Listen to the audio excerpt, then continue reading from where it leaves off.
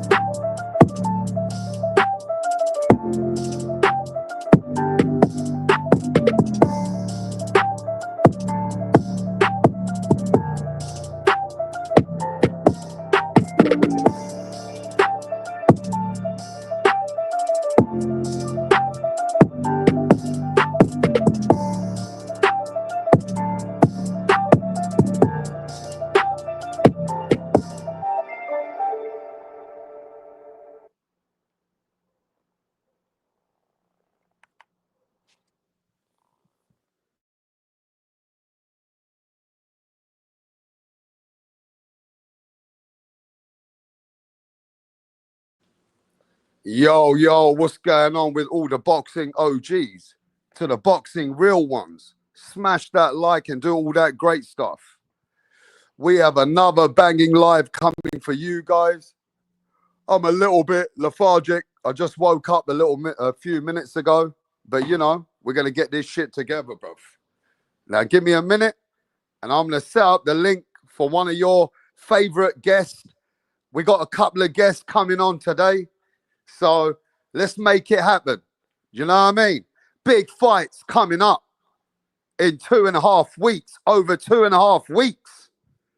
The American Terence Crawford gonna challenge himself at 168. Is Terence Crawford gonna become great and do something in the world to cement his legacy? Or is Terence Crawford gonna get his ass busted? One of the things is going to happen. We know that this is the biggest fight in 2025. Nothing else compares to this. CANELO Alvarez is getting told that he's going to get beat. Well, Canelo Alvarez is now with Boots Ennis. Canelo Alvarez is with Boots Ennis, bruv. Yeah? Canelo Alvarez has got all the sparring partners he needs. So, right now, shit's getting heated up. The Americans are getting heated up. The Americans want Canelo Alvarez's neck on the platter. Is Terence Crawford the man to do it? Many have tried. Many have failed. It sounds good, but we can only wait for September the 13th, bruv. We can only wait for September the 13th, bruv. Yo, I want to give a shout out to the people, to the real ones that always come here and support. Let me take a few minutes out to give a shout out to the people, bro, before I start getting a cook and then I'll forget about the rest of the shit. Yo, big up to Dwayne Styles in the house. Yes, man. Big up to Tip Bayless. Tip Bayless in the house. The #1 fan of Rick Glaser. Round 1. Yes, round 1. What's happening? 2 Cent. Yes, 2 Cent in the house, mate. Let's go. Dangerous Desire. Jacqueline, what's happening? Stephen 4722. I know all of you guys are ready for the fight. I know everybody's waiting for September the 13th, bruv. Yeah? I know everybody's waiting for September the 13th. Yeah? So we know, you know, smash the like. Let's get Tricky Ricky over here. Slick Rick in the house. Let me set up the links. Because you know Rick Glazer's a man from the 60s. Every time I set up the link for Rick, I have to walk him through. It's not easy to get Rick on the panel, bro. It's very difficult. Sometimes he doesn't know why they're asking him questions. Last time I sent him the link and Rick Glaser said, Rapstar, they're asking me too many questions like the FBI. Rick Glaser said that he was getting asked questions to jump on StreamYard. Man, oh man. Let me see if I can make it work. Smash the like. JB in the house. Ralph Unreal. Fight Sports Talk. Yes, bruv. Joe Howell. Yes, bruv. Just Blaze. What's happening with Just Blaze? What's going on? Yes, man. Let me set this link up and let's start chopping it up with the guests. But yeah, what else is going on today? Can somebody let me know in the chat because I've been busy? Can somebody let Rapstar know what is the news going on today as I've been very busy making that paper? As you know, Rap Montana got to do his hustle. I got to grind to make that money. So I was busy. So let me know, is there any breaking news today? If there is, put it in the chat and we'll cook about it. Now smash the like and I'll be back. Be patient, everyone. Give me a couple of minutes and let me set this up.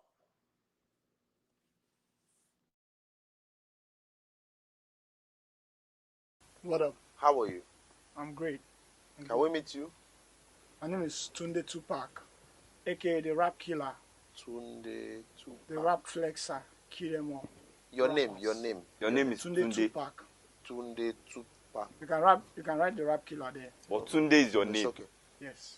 Okay. Thank you. Tunde, with your dressing, I know the kind of song that you're about to present. Yes. So you want to tell us about it? Just rap game. I kill the rap game because the haters want us down, but they're not going to get us. You don't need to tell us about the haters now. Rappers, right? You're a Yes. rapper. Rapper. Good. Let's hear you. Check it. Ha ha. Check it. Ha ha ha. Check it. Check it. Check it. I rule everywhere. I rule. They want to take me down, but they cannot take me down. Yeah. I rule New York. I rule Lagos to Atlanta.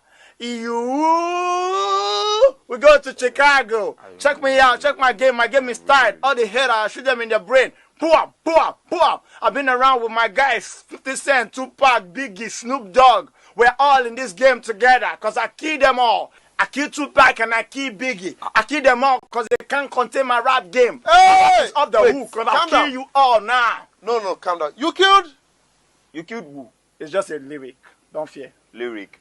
Yeah. Your lyric Hey. will put you in trouble. You have to be very careful. You don't just go about saying things that you don't know. It's a rap game.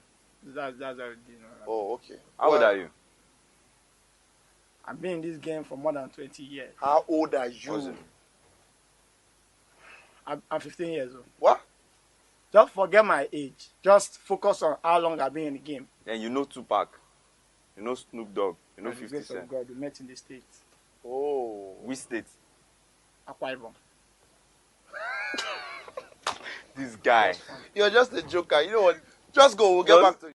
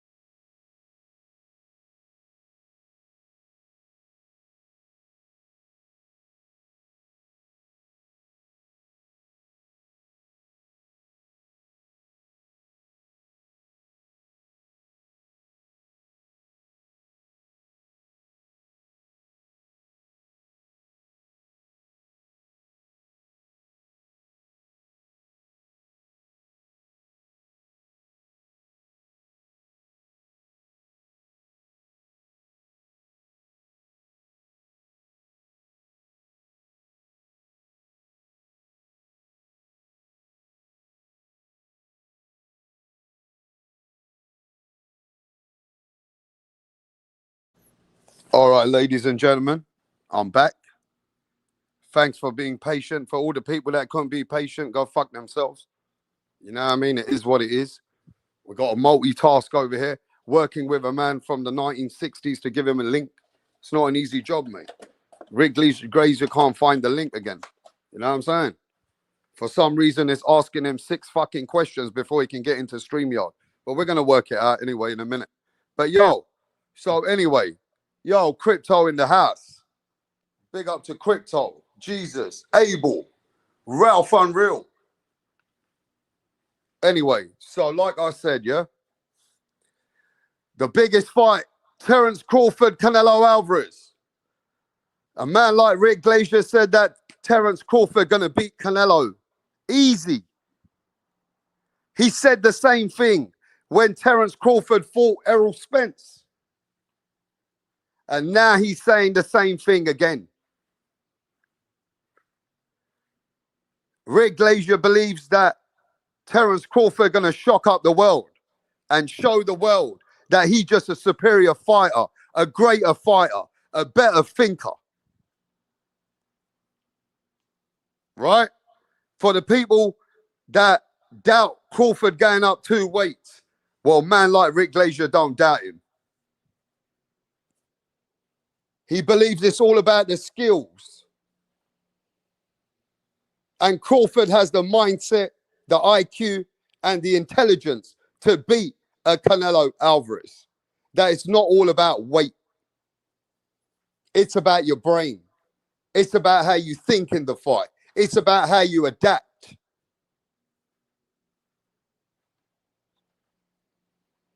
So Terence Crawford, for a lot of people, especially a lot of Americans,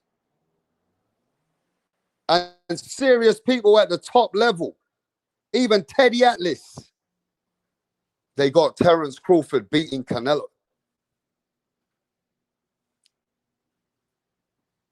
Now, I don't know any other welterweight or 154-pounder that anybody will be saying the same thing about.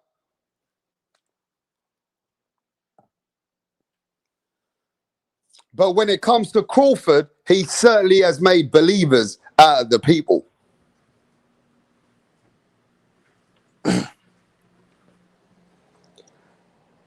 Stephen 47 says, I'm not counting on Bud out, but I don't think it will be easy. But you think Terence Crawford can go up 2 weight classes and beat the solid 168-pounder that's never lost to any man at 168? So I'm going to give you a theory. And I don't know if it's a conspiracy theory. It's just a theory. So that means for the guys that everybody's saying that Crawford will beat Canelo. So you guys think that Crawford would have beaten Caleb Plant. Crawford would have beaten Gennady Golovkin. Crawford would have beaten all the 168ers that Canelo beat. Crawford would have beaten Callum Smith. Crawford would have beaten Billy Joe. Crawford would have beaten all the guys that Canelo beat. Do you believe that? Do you believe that Terence Crawford would have beaten all these guys that Canelo beat at 168?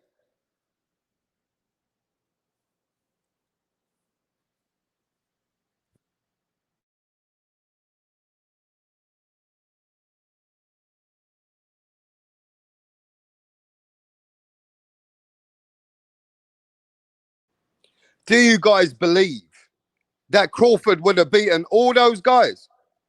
The Caleb Plants, the Callum Smiths, the Gennady Golovkins.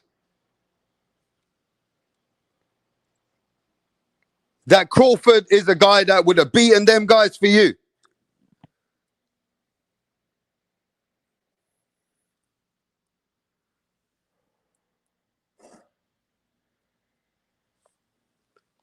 If Crawford had trouble with Mean Machine,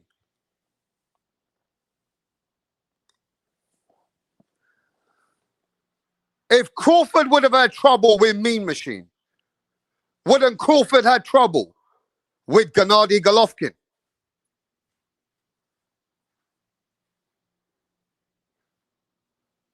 It's a simple question, bro. Stop playing games. If Crawford had trouble with Mean Machine, you're telling me Gennady Golovkin wouldn't have folded Crawford in the later rounds? I'm asking. Gennady Golovkin's pressure, that relentless. Gennady Golovkin had a granite chin. You saw how he went through Kell Brook. When Kell Brook tried to come up 2 weights.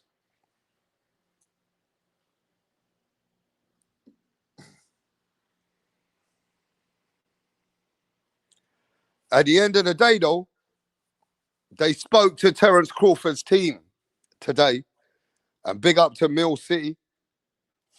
And Mill City, I saw certain clips, and I think his name's Bernie. Bernie's Terence Crawford's boy. Who knows this boy, Bernie? Bernie used to be a boxer back in the day, but he only had a few fights. He's Terence Crawford's boy. You guys know him? He goes out there and he's out there pumping Crawford on a regular. That's his man. That's his guy. That's the man that he helps in the camp.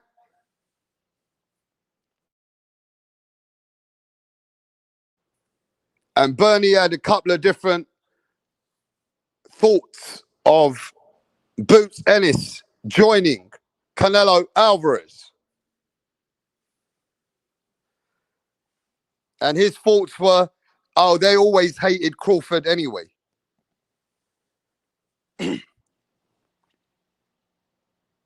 His thoughts were,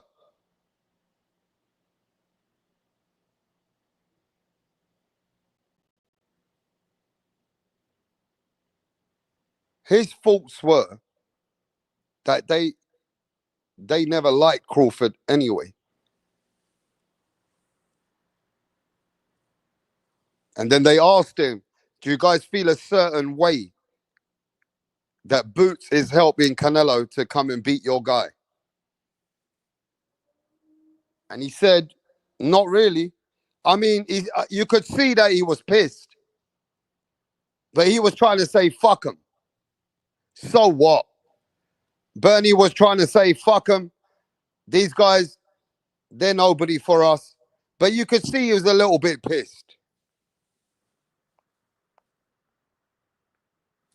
And basically, I think what he was trying to say, yeah, he was trying to say that Boots Ennis and his camp, they sold themselves. Or basically, they went against the code. That's what he's saying.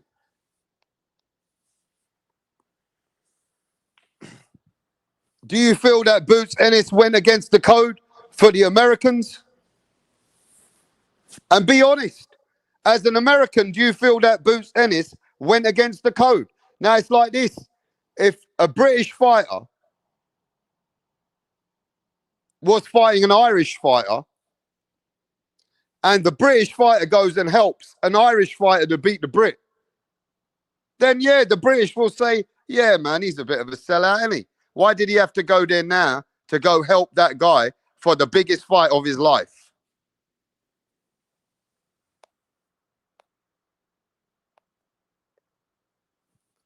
Why did Boots go out there now at this time to go throw it in Terence Crawford's face?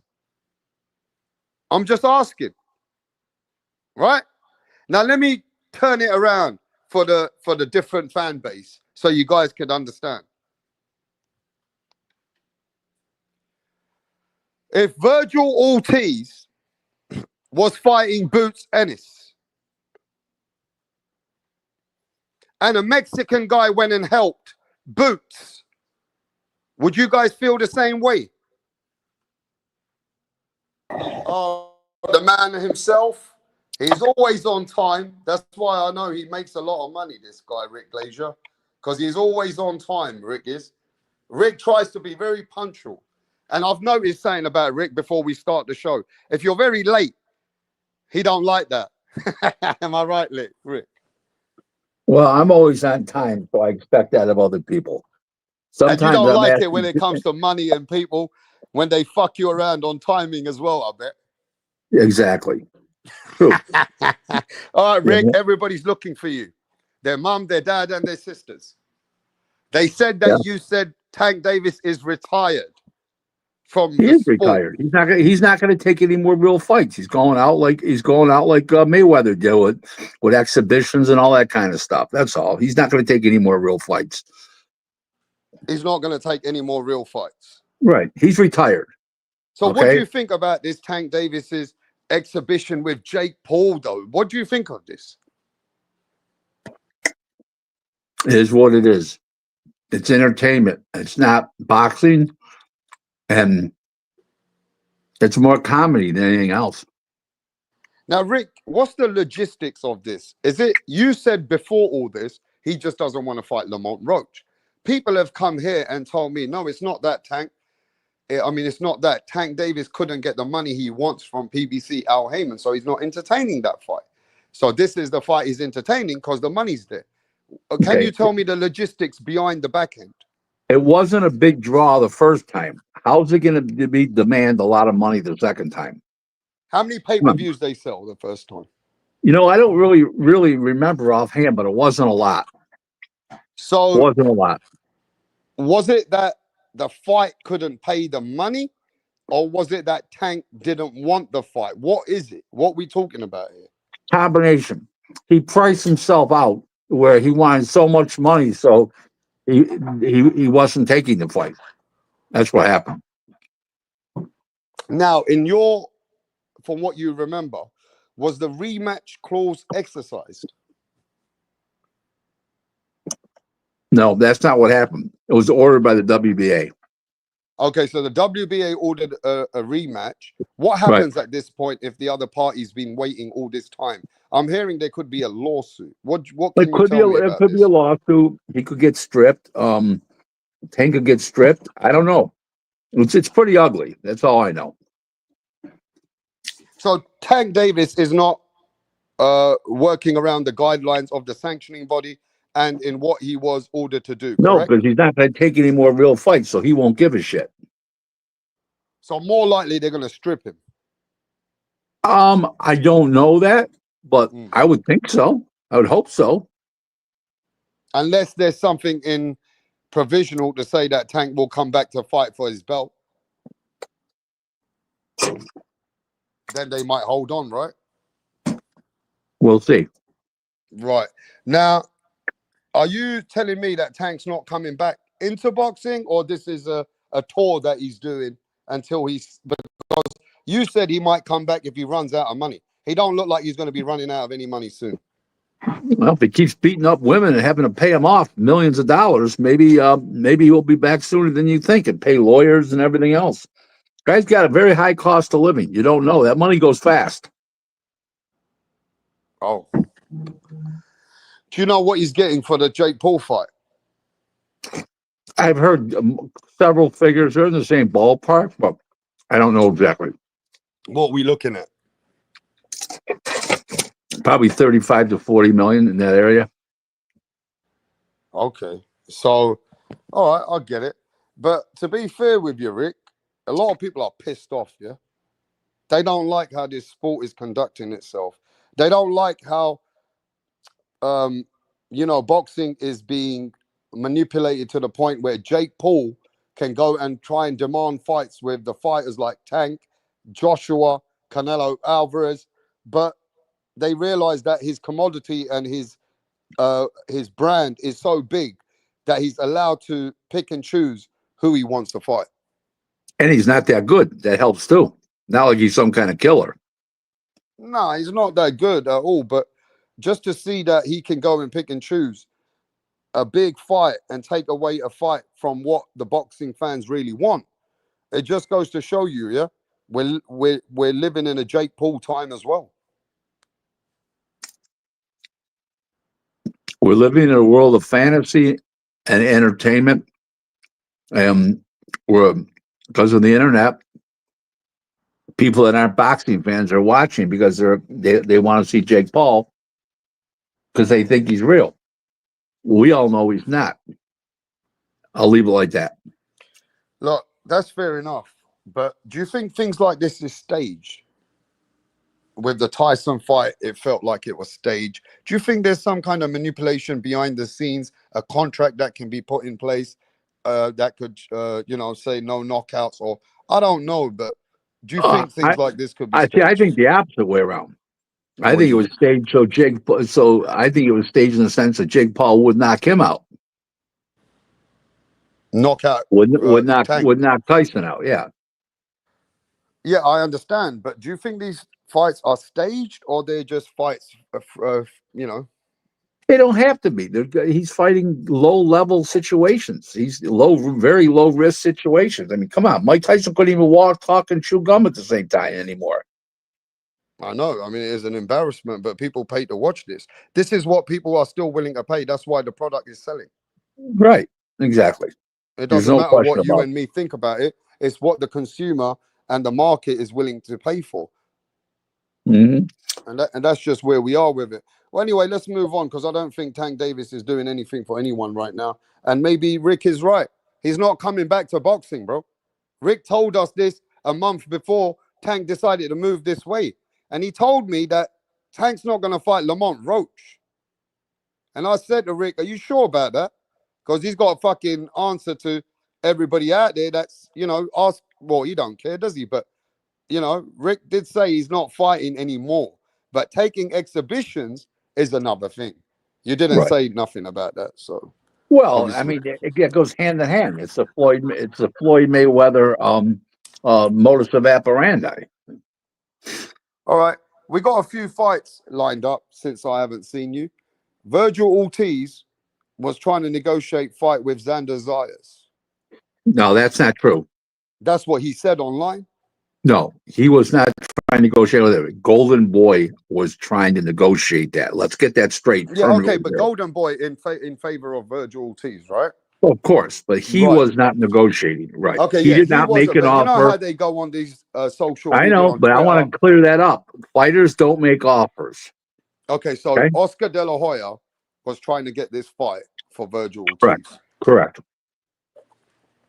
But Thurman, why did the same fight thing break with down? Thurman. Same thing with the Keith Thurman fight for Virgil. Yeah, but Keith Thurman don't need Virgil. He got Sebastian Fundora for the belt. Yep, true. So Keith got a better opportunity. But with Xander Zayas, a lot of people were like, what is exactly happened in that particular negotiation? Just didn't want to fight. There was no negotiation. Okay, so he just didn't want to fight. No, he didn't want to fight. He didn't want to. The Top Rank didn't want to fight. I'm not saying Xander didn't want to fight. It's a company thing. Top Rank didn't want to entertain the deal. Correct. Okay. Now, Virgil's fighting Lubin. Mm-hmm. That's a good fight. A very good fight. Both guys can punch. Both guys get hit a lot. Both guys throw a lot of punches. It's going to be a fun fight. That's a good fight. Virgil versus Lubin.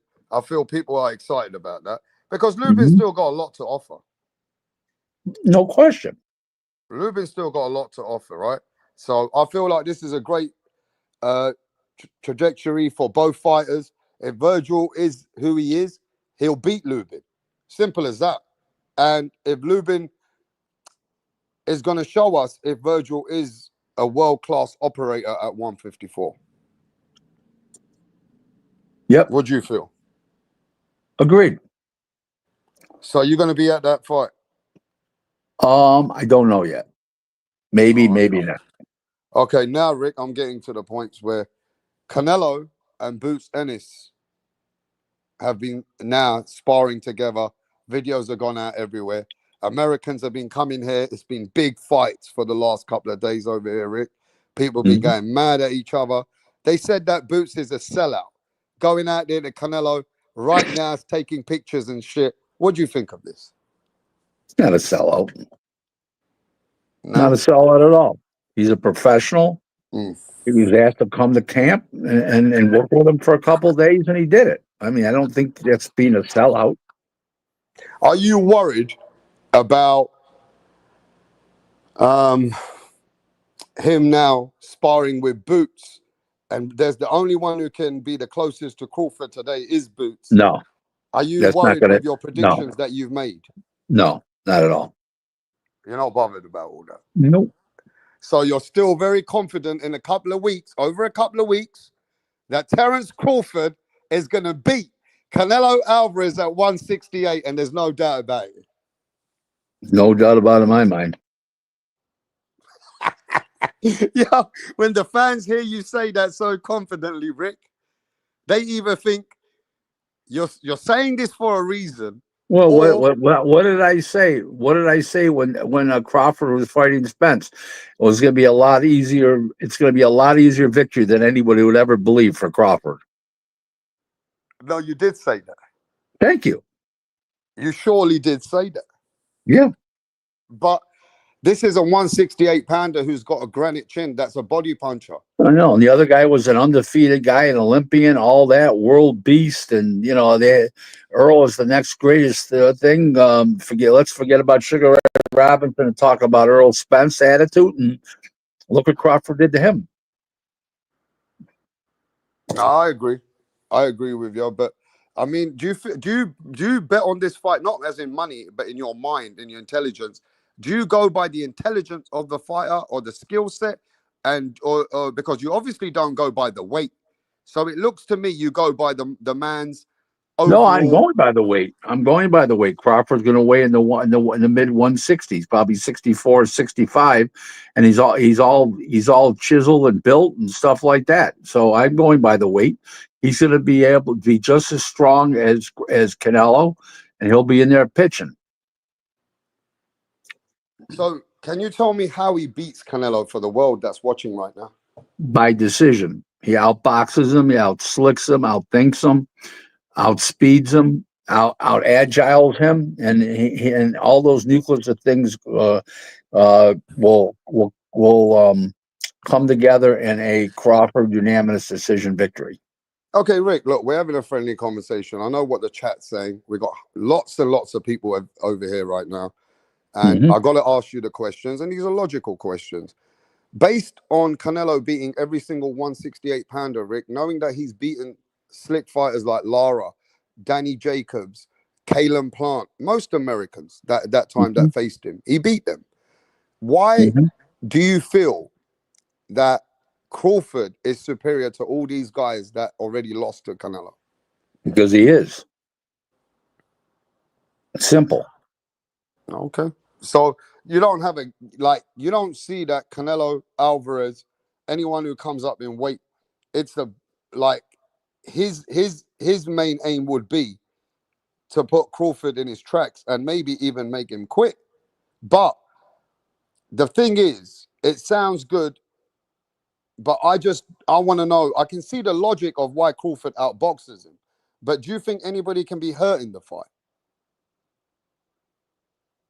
I'm not saying either guy can't get hurt, but it doesn't figure.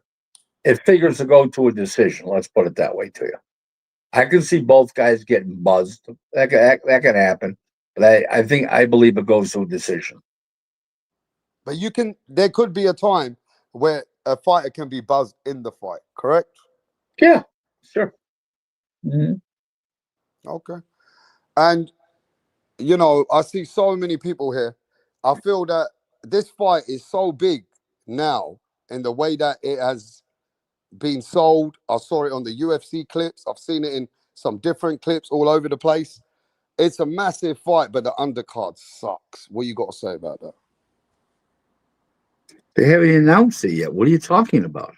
For Terence Crawford, Canelo. They have not announced the undercard. They announced the off TV, the YouTube fights on that night. They didn't announce They've announced the undercards. No. I thought the undercards was McBilly. Yeah, right? that's one of them. Yeah. And Fernando Vargas versus Callum Walsh. Yeah, I don't. Well, those are all good fights. But those are undercards that have been announced now. Yeah. Okay. Yeah. Undercards have been announced. Yeah. Okay. So they have been announced. What's wrong with those? What's wrong with those fights? People ain't interested. They're not fussed about those fights. They feel those fights are too low tier for a major event like this. It's too low tier. Well, then have those. Why don't you have those same people pay for an undercard that they want to see and have them stroke their own check?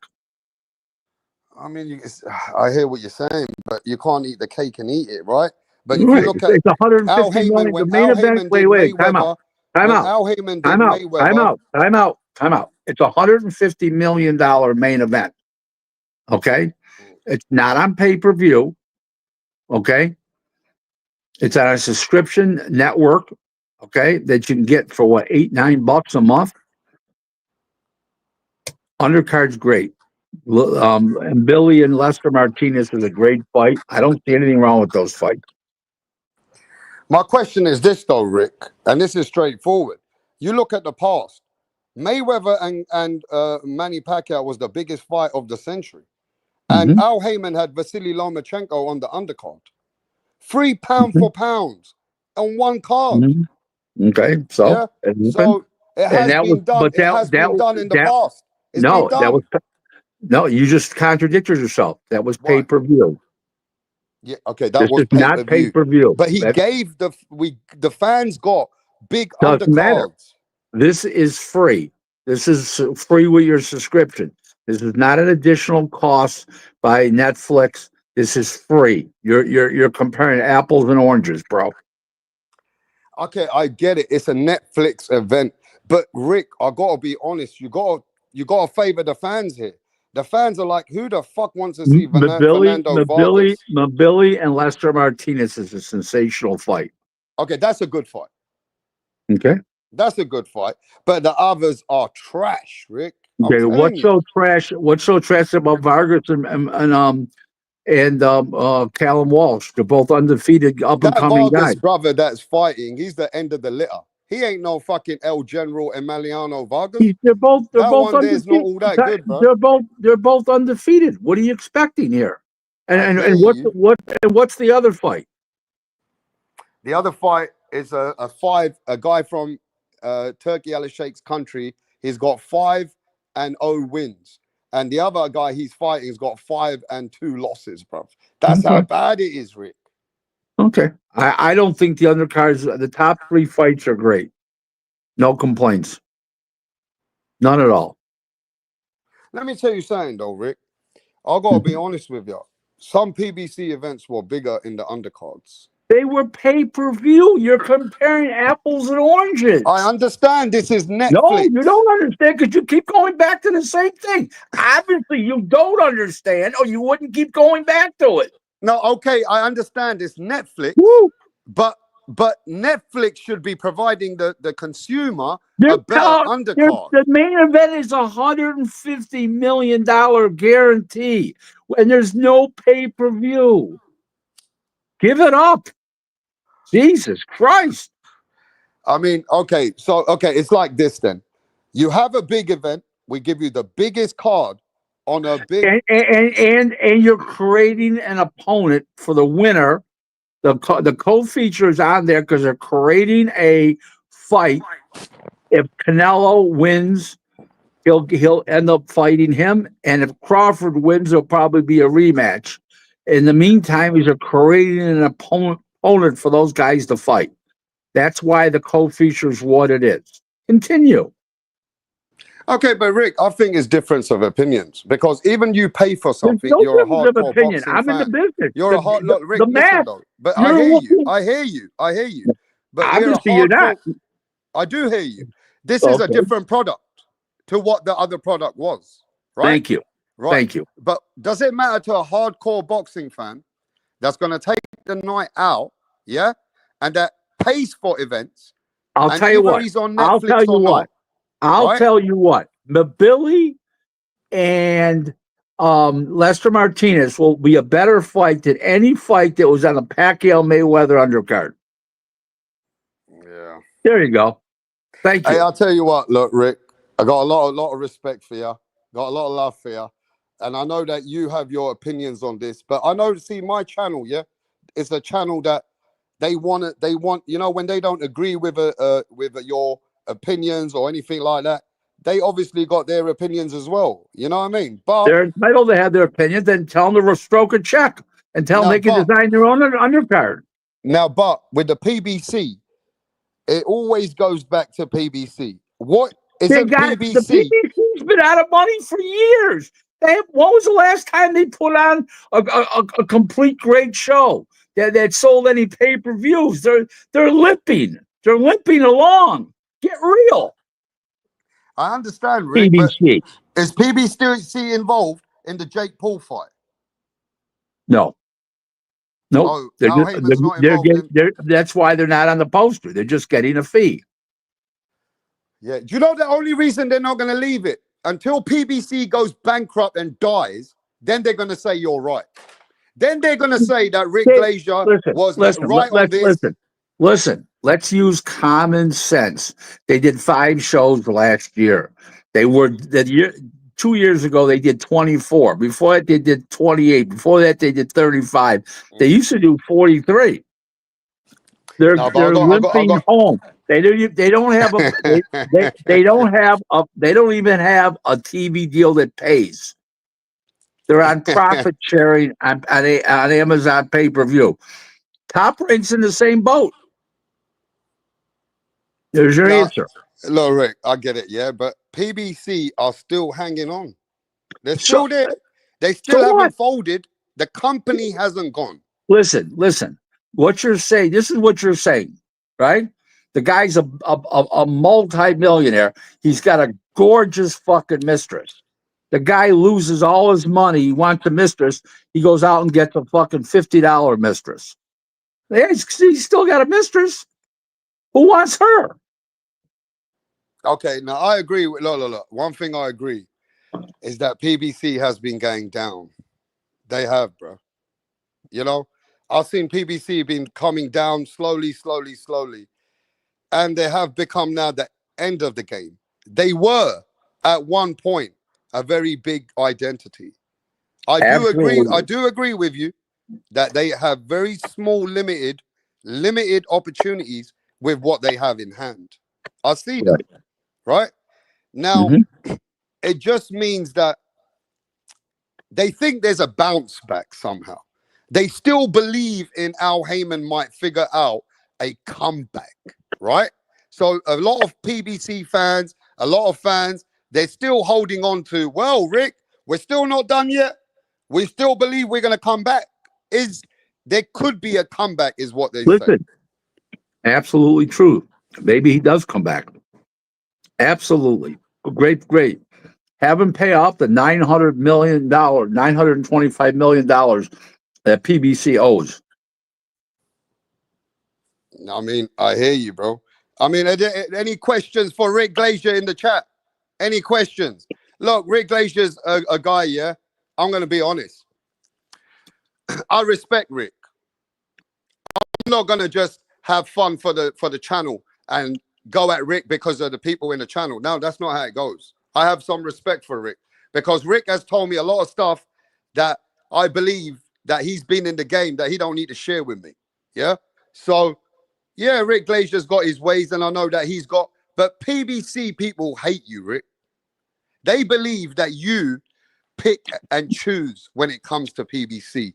They believe Can I run something by you? Can I run something by you? I don't want them to like me. Thank you. I'm glad I'm accomplishing something. It's great to know. But Rick, they believe, right, that you personally attack them to the point that you slander the whole company. Slander? Yeah. I haven't been sued. But I guess I must be right on my facts because they haven't sued me. Thank you. I remember that when you, Steven Epsinoza, and everybody else, and you told them all, well, sue me then. Or something happened that you told them all, okay, if it's like that and I'm lying, sue me. Well, I was the first one to announce that Showtime was getting out of boxing, didn't I? I hear you, Rick. But Rick, you know, PBC, they gave a lot to the boxing fans. And some boxing fans are pissed that they went out like that. Because they're not gone out, but they've lost so many events. They're not bringing the roster anymore. And it's like the back and forth with you, Al Heyman, PBC for many years. It's like a lot of people don't like what's happened to them because they don't like you. Oh, that's good. Like, listen, my wife has a great line about me. 50% of the people want to kiss me on both cheeks. The other 50% want to put 2 behind my ear. I can live with that. Anyway, Rick, let's get back to boxing before you leave. If Bud Crawford beats Canelo, yeah? Yep. Does he become one of the best of all time? Absolutely. But he ain't got a resume like that, they say. Only 2 names. Only 2 names, undisputed in 3 different weight classes. If he beats Canelo, come on, it's a lock. But Please. where would you roughly have him in the Top 5.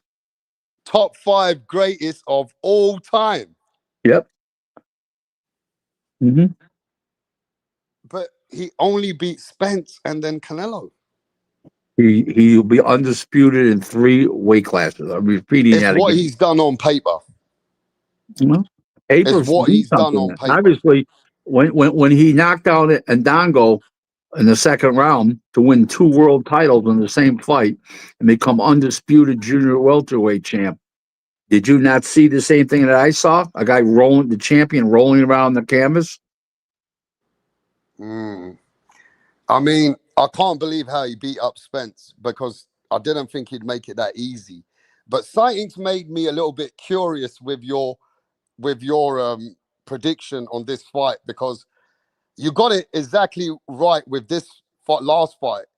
You got it right with many fights. You got it wrong with Fury and Usyk, to be fair. Oh, well, hold on. He lost a very close decision by a razor blade. 1 point? Come on.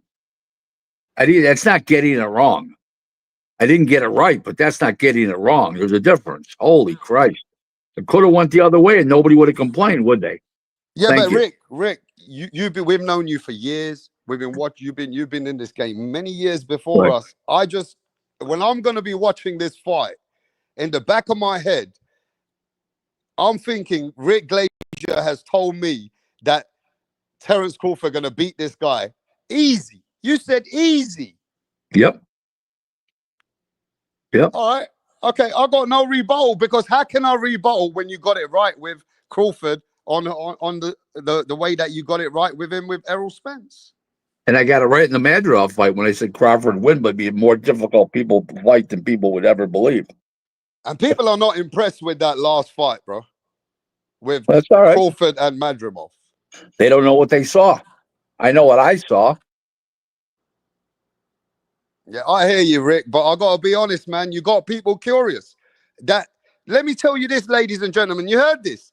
Even the Terence Crawford fans that are fighting for Crawford fans are fighting for this fight coming every day. They haven't even said it the way Rick says it. Rick said Terence Crawford is gonna beat Saul Canelo Alvarez, the face of boxing, easy. Oh shit! I gotta change my bet, Rick. I gotta fucking change my bet. You got me fucking thinking, bruv. I gotta be honest. I ain't heard no one tell me it's gonna be that easy. But all right, if Canelo loses, what happens in his market value and his fucking selling power, Rick? He's 35 years old. He got a couple $100 million. I don't think he's got to worry about too much. And Rick, everybody said, can you please come here? On that night, we're having a fight party. And No, there's going to be other guests coming through. I'll be at the fight with my wife. No, I will come on the following night on the 14th. Okay, so Rick's not going to come on the night of the fight. He's going to the fight with his wife, so he ain't going to be speaking, yeah? So Rick will come on the following night. You hear me? Yeah? Mm-hmm. So you guys get ready, because he will be here. And I know when Rick comes, he comes. He don't care, win or lose. It is what it is. It may be not till Monday night. It's right. My wife and I have social obligations that night. I'm thinking about the 3-hour time difference. Because 12 o'clock is 3 o'clock, 9 o'clock there. Just tell me what you feel. Monday night. It'd be Monday night the 15th. Okay. Monday night the 15th. Yeah, my wife wants to chime in here. Rapstar. Oh, okay, please. Tanya's my wife. Please. The fight is going to be very difficult for Crawford. Very difficult for him to win. Very difficult. But in the end, he's going to pull it through. Okay, thank you. Thank you so much for your... But it's going to be difficult for him. But in the end, he's going to shock people. He's going to pull it through. Okay, thank you, Queen. We really appreciate. That's the first time we ever heard from you. So Thanks for She giving us really your. exists. She really exists. No, okay, so she's excited for the fight, huh? Yep. Okay, it's 12:30, and Okay, I'm hey going Rick, to we say, really appreciate you, Rick. I've got another guest coming. I want to talk about his life story. I'm who's I'm gonna that? get Montel. Do you remember Montel Griffin? Yeah, he's on Facebook with me. Tell him I said hello. I will Okay. tell him that right now. Thank you so Thank much, you. Rick. Bye bye now. Yep. All right. What a great live, man. I know you guys are troublemakers, man. You want me to spoil my relationship with Rick Glazer, and you guys want me to go in on him. You guys wanted me to do the rap Montana. I couldn't do that. He comes with a lot of respect. Just let the man get it off what he wants to get off. You know what I mean? At the end of the day, what a great live, though. It was funny, innit? Funny live, you know what I mean? Smash the like.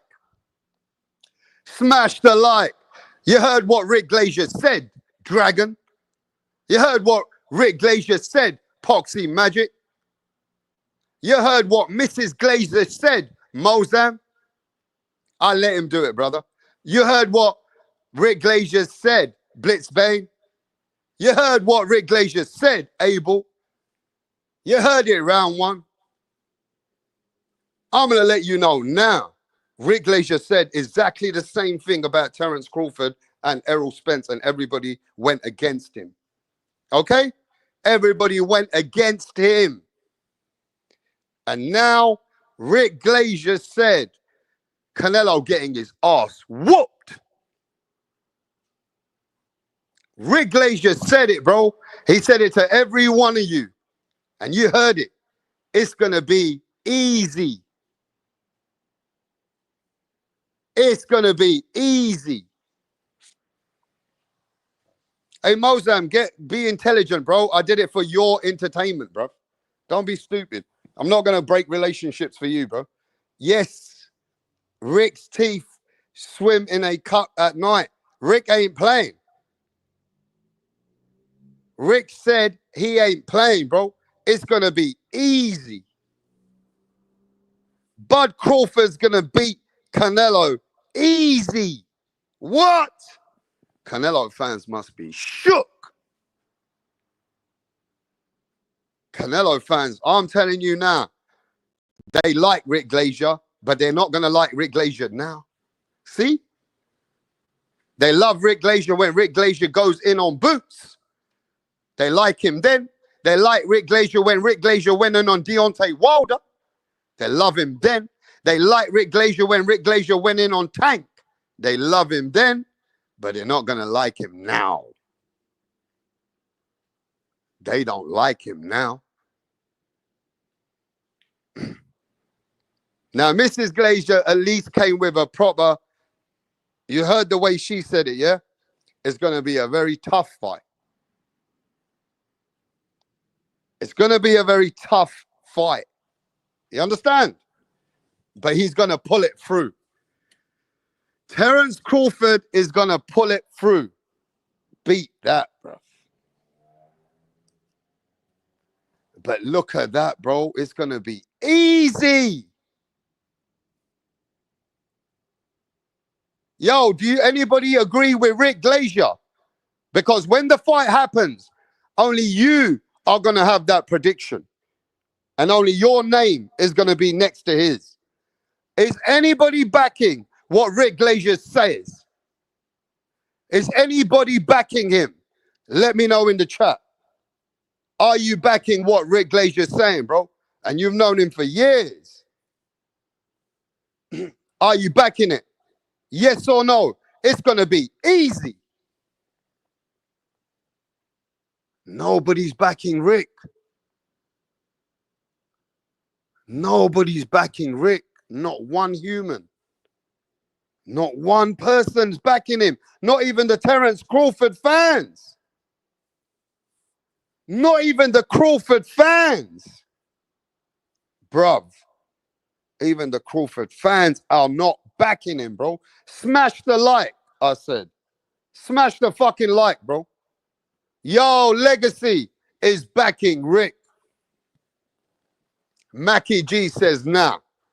Don Ramon says, nah. Legacy, your name is now taking a picture of you right now for the fight night. Legacy is backing Rick. Legacy is backing Rick.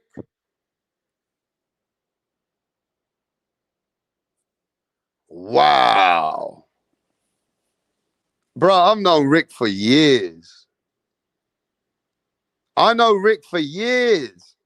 He don't just say these things, bro, to put his name on the line. He's coming back here on that same Monday. Boxing Talk backing Rick. Ron is backing Rick.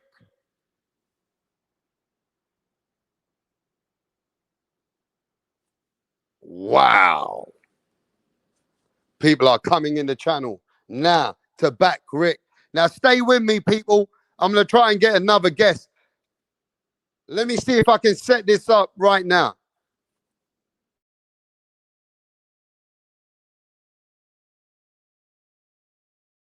Right, what's going on here, Donny Zondernex? Barry's actually going to propose to Sandra. Sandra has been giving Barry mad head lately, and he's witch, yeah? He's doing this behind the back of the boys because they know, yeah, they would have cussed him out for proposing to Sandra. Tracy had one job to do, and that was to record it, but she's all over the bloody place. Barry's clocked that she didn't get the footage, so he's going to propose to Sandra again.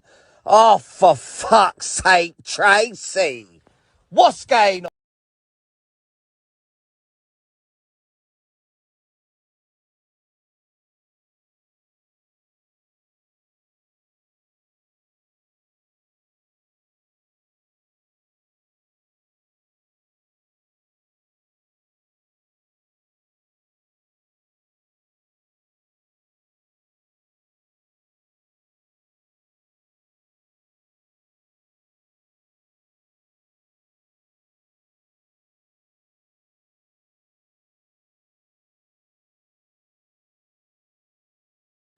Yo, just stay with me. I'm trying to set up a link for another guest.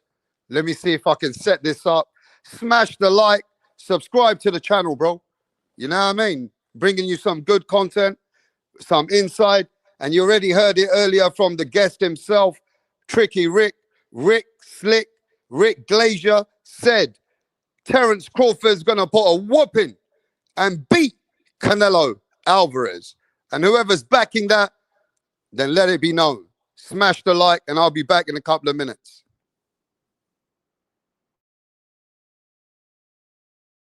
What up? How are you? I'm great. Can we meet you? My name is Tunde Tupac, aka the Rap Killer, Tunde Tupac. the Rap Flexer, kill them all. Your Rappers. name, your name. Your name is Tunde Tunde. Tupac. Tunde Tupac. You can write the Rap Killer there. But Tunde is your It's name. okay. Yes. Okay. Thank you. Tunde, with your dressing, I know the kind of song that you're about to present. Yes. So you want to tell us about it?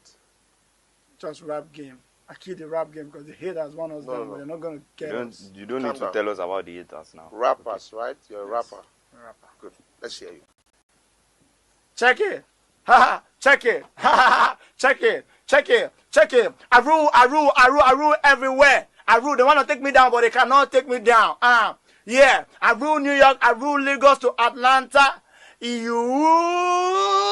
We go to Chicago. Check me out. Check my game. My game is tight. All the haters, I shoot them in the brain. Boom, boom, boom. I've been around with my guys, 50 Cent, Tupac, Biggie, Snoop Dogg. We're all in this game together because I kill them all. I kill Tupac and I kill Biggie. I kill them all because they can't contain my rap game. Hey! It's off the hook because I calm kill down. you all now. No, calm down. You killed?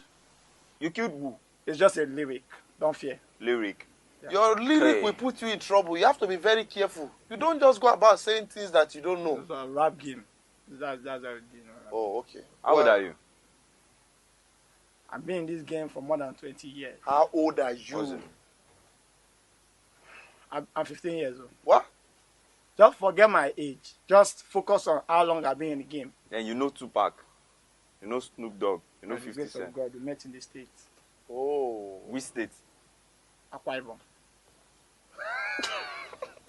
This guy. You're just a joker. You know what? Just go. We'll get Just- back to.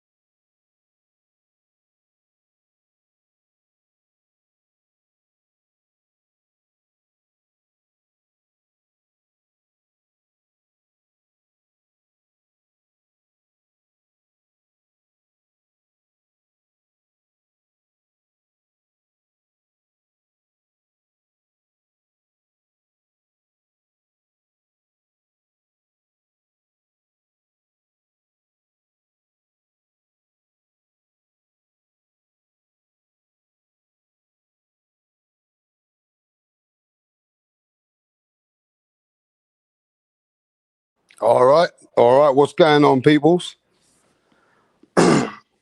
All right, ladies and gentlemen. So yeah, man.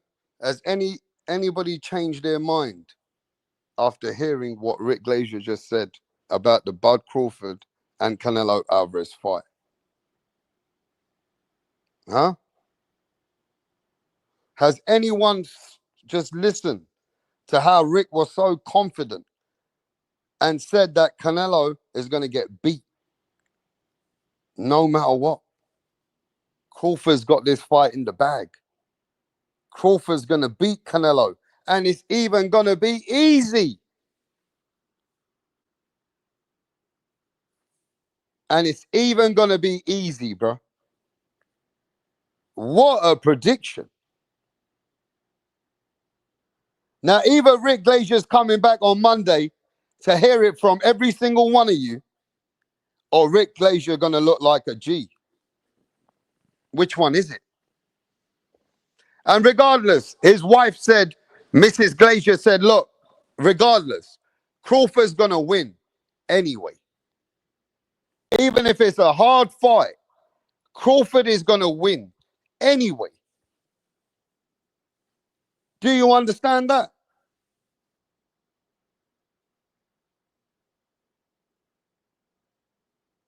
Crawford's going to win even if it's a hard fight, but Rick said it's going to be an easy win.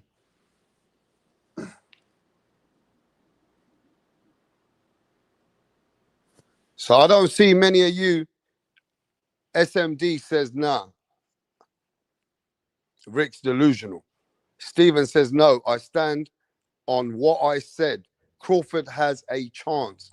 If he can cope with Canelo punching power, but it won't be easy.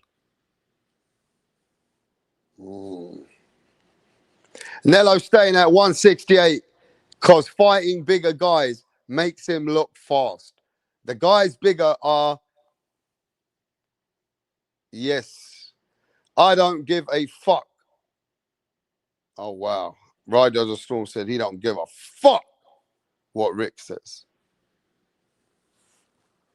Okay. So just remember that once the fight is done, either Rick is right and Rick's going to look like a G if he fucking, the way that he said what's going to happen in the fight. Yo, big up to AR. Hey, listen, CJ, you should be happy now, bro. CJ, the man that used to hang out with Don King, top rank, hangs out with Oscar De La Hoya. That man came here and said, yo, Crawford's going to beat Canelo easy.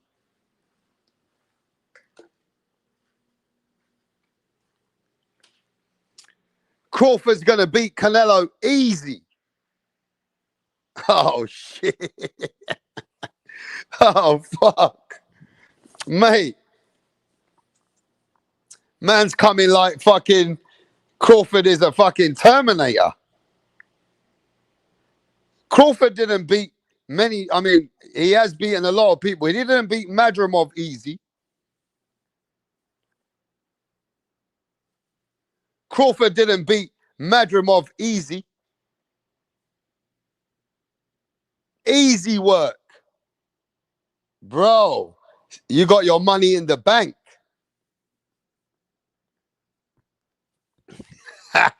Hey, yo, we'll have to see now. Man's up saying that this fight's not going to be what you guys think it is. We smoking on that super bud and drinking that bud. Light on fight night. Bud sexuals are worse than aerosexuals. Wow. He said bud sexuals are worse than aerosexuals, bro. Man, this shit's getting heated up, bro. This shit's about to get heated up now. Fucking hell. I know that the Bud fans love the live today. I know that the Bud Crawford fans, they love that live today, bro, with Rick Glaser. I know the Canelo fans, they don't like that live, bro.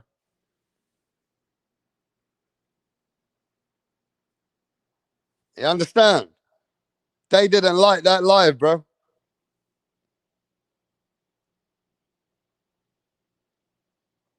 I'm just saying. Yo, give me a minute. Give me 1 minute.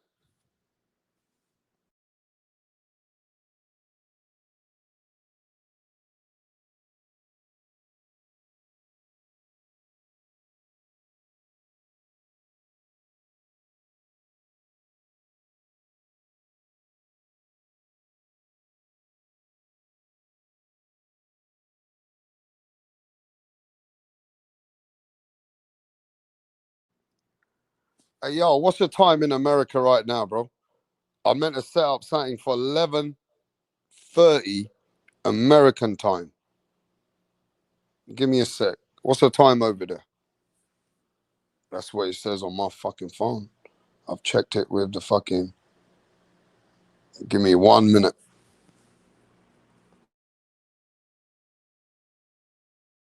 Man, you know what? I'm always getting these fucking times wrong. You know that?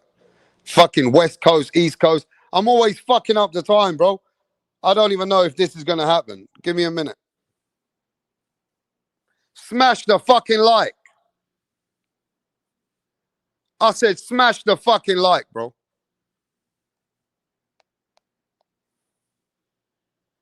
Smash the like.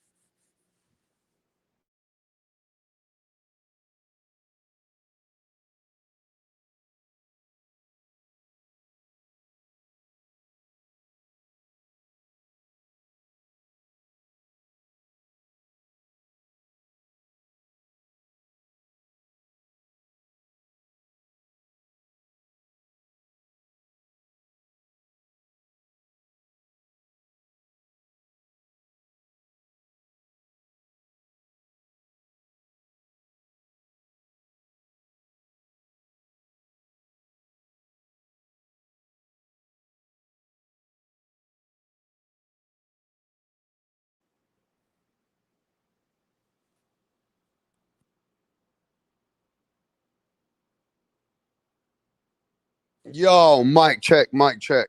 Now, for all the fans that have been coming in for years, they know, yeah, that I don't play games. What fans really wanted me to go rap Montana on Rick Glaser and kill the relationship? What fans really wanted that? Let me know in the chat while I'm working something out. Let me know in the chat. Is that what you want? Is that what you want? You want this channel to kill all relationships just for entertainment? Let me know in the chat. You want me to kill off all the guests so they don't come back? I'm asking you guys. This channel is for you guys when I do the guests. I don't give a fuck. I got guests, loads of friends. You know what I mean? Hell no. Respect those that are close to you. Steven's right. See? Don Ramon's smart. Steven's smart, bro. Poxy Magic is smart.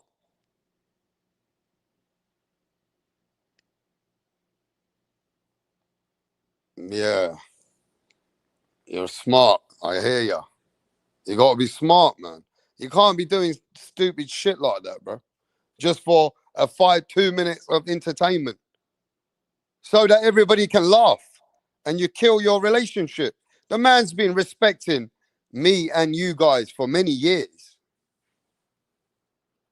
Now, he might not be liked all over the world, but he likes this channel and you guys like chopping it up.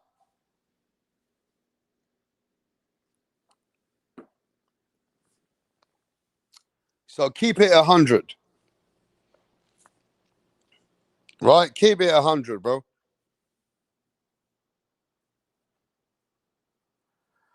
Anyway, let me keep cooking while this person, or let's see even if that happens. All right. Now, I don't know if the times are right. Now,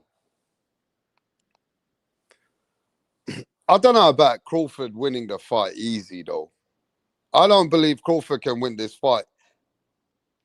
It's going to be a tough fight, bro. Now, when he's saying easy, yeah, what he means is that Crawford will win more than 9 rounds. What the man is saying is that Crawford will win more than 9 rounds, bro. Crawford will win more than 9 rounds, is what Rick is saying. Bro, that's when you know that was easier for Crawford.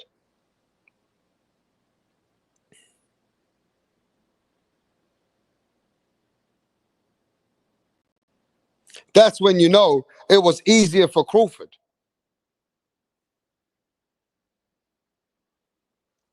But to win nine rounds against Canelo, man, that ain't no play. To win 9 rounds against Canelo, Crawford's going to have to be sharp. Sharp. Like a machine. Can't get many things wrong. Crawford's defense got to be tight. Crawford can't afford to take any shots in the early 6 rounds by anything landing on him significantly. Now, let me tell you this. And this is for everybody in the chat. If it's round 8, listen carefully, round 1. If we are all watching the fight on September the 13th, we are all watching the fight on September the 13th, and it's round 8. Crawford is up 6 rounds to 2. You listening? And Crawford has not took no punishment by this time.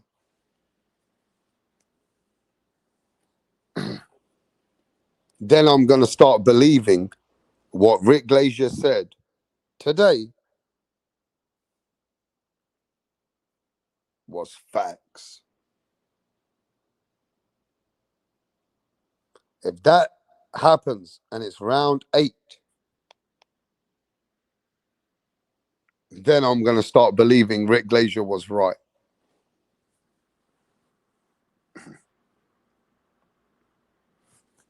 Do you understand that?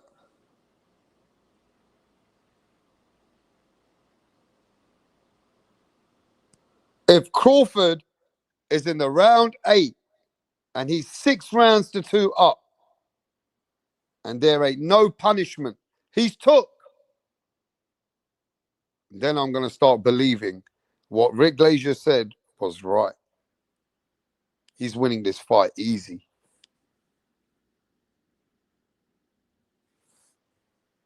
Then I'll start to believe it. And so will you.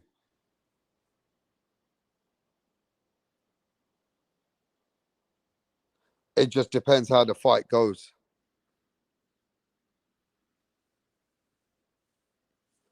It depends how the fight goes, bro.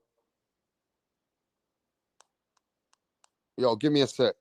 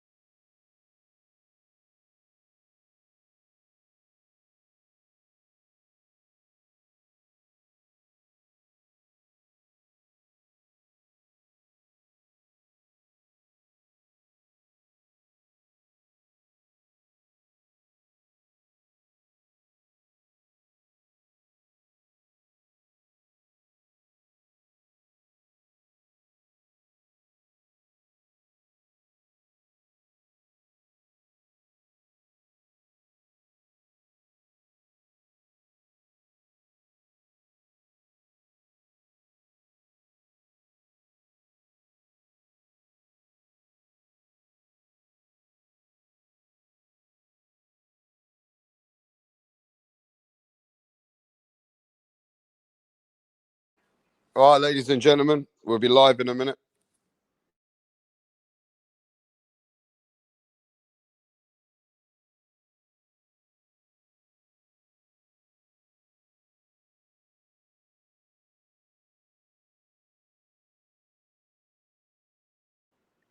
Yeah, hello, can you hear me?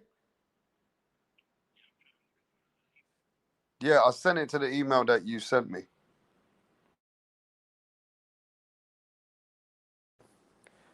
I sent it about 15 minutes ago. Look in your other or look in your junk.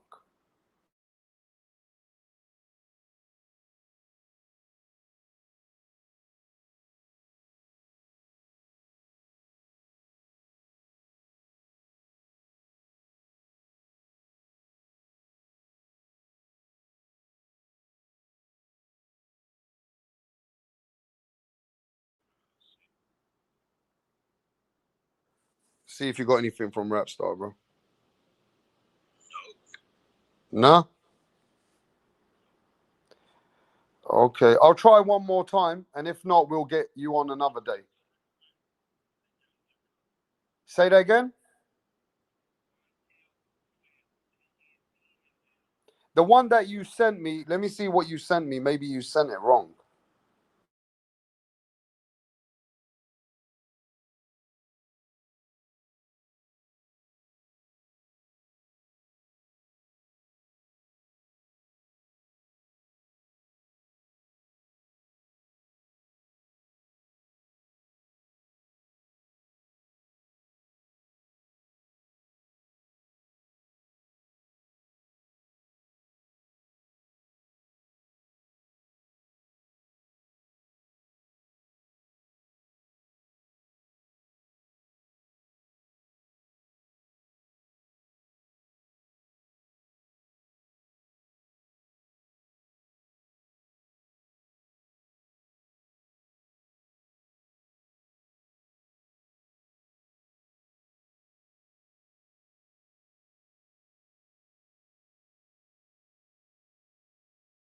when you enter,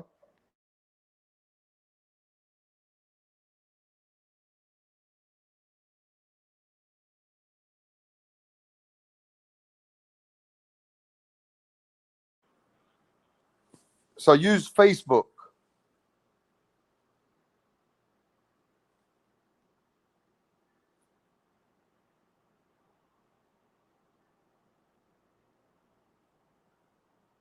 You never used this link before, huh? All right. All right. Let me know if you can find it and then come in. All right. Well, you should be able to come in and I'll be able to let you in.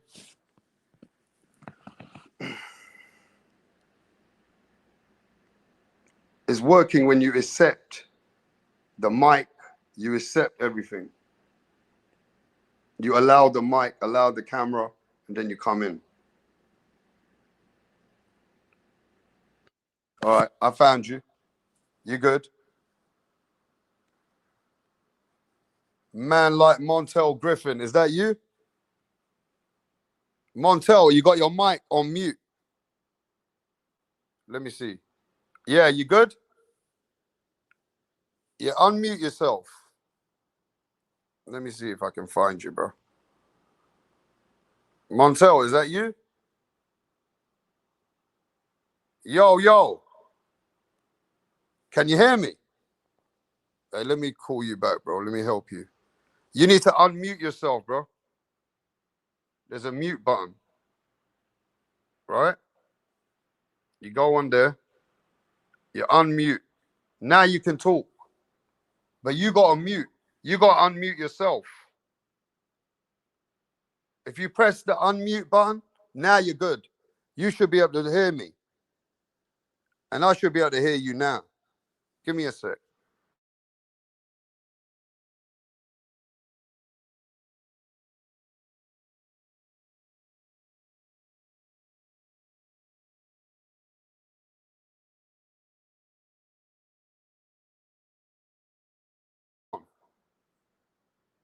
Can you hear me?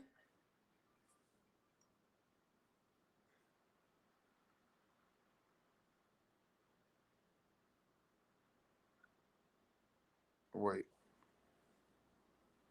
Hey, yo, can you hear me?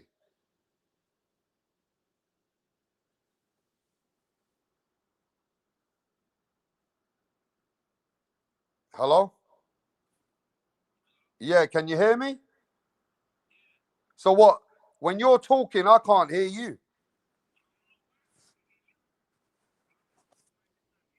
Your mic, you haven't, you know what you did?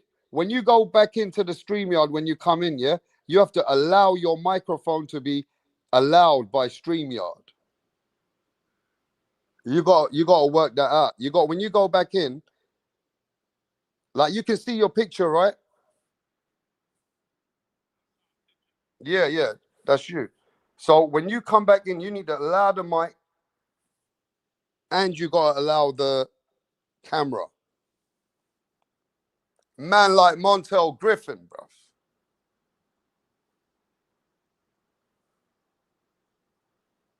Only the hardcores know about Montell Griffin. You know that, innit? Only the hardcores.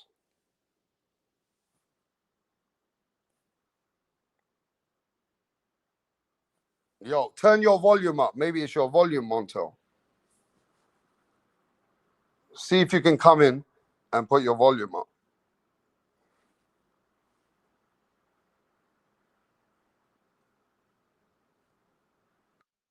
All right, let's see if this works now. I'll try this. If not, we do it another day. All right. Talk to us. Are you good? You allowed everything, yeah? Is your volume up? Can anybody hear him? Montell, it's not working, no? Yo, can anybody hear you? Montell, can you hear me? He can hear me, but we can't hear him.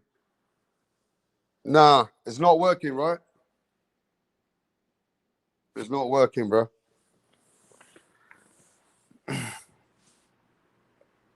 Yo, I can't get it to work. Give me a sec. Hey, Montel.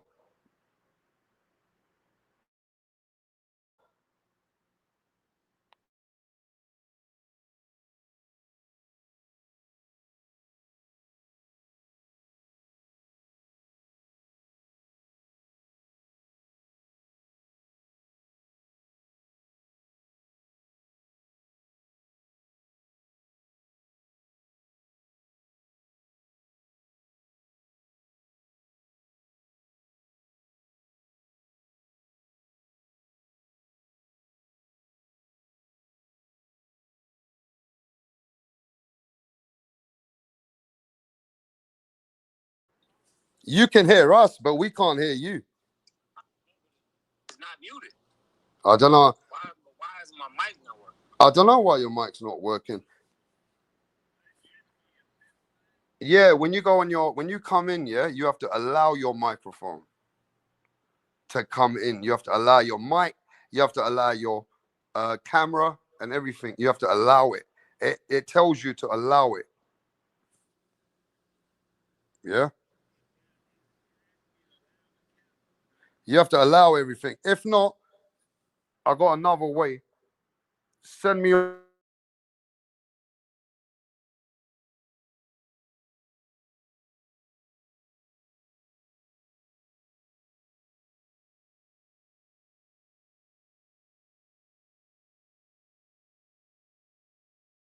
Let's try for one more time for the fans. We're doing this for the fans, bro. Just trying to catch up. Now, can you hear us? And we can hear you. Nah, it's not working. For some reason, your microphone is not connecting to the StreamYard. And I don't know why. But it's just not happening, bro. Some reason you've never been on there, have you? You've never ever been on this, have you?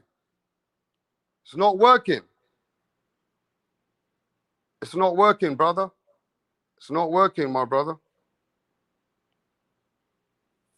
It's not working. I'd love to catch up with some of the questions, though. Come back to the phone. I got another way. Because it's not working for you. Sorry about that, mate.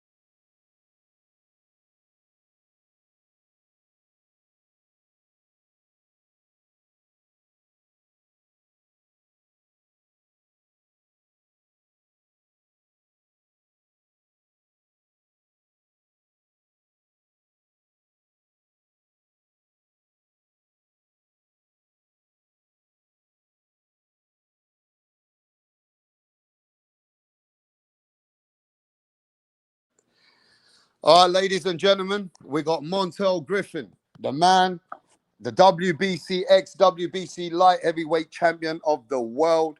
Is that correct, Montell? You was a WBC champion, weren't you? Yes. Yes, sir. How you feeling, man? How's things going? I'm doing good. Man, no, I can't do it that way. We got to be on the phone because I'm connected to the speaker. Yeah? So, Montell, I don't know why it won't allow your microphone, yeah? It won't allowing it to work. It's working this day way though, right? It's working right now. Everybody can hear you. They're giving you a shout out. What I'll do at the end of the live, I'll send you the live and the link so you can watch it later, yeah? Okay. We had a couple of guests on earlier. There's a man, the name of Rick Glaser. He wanted to give you a shout out. He was here about 20 minutes ago. He said, give Montell a shout out for him. He said, you're friends with him on Facebook. Yeah, he needed to get me on a Hall of Fame ballot. Well, he comes here every other week.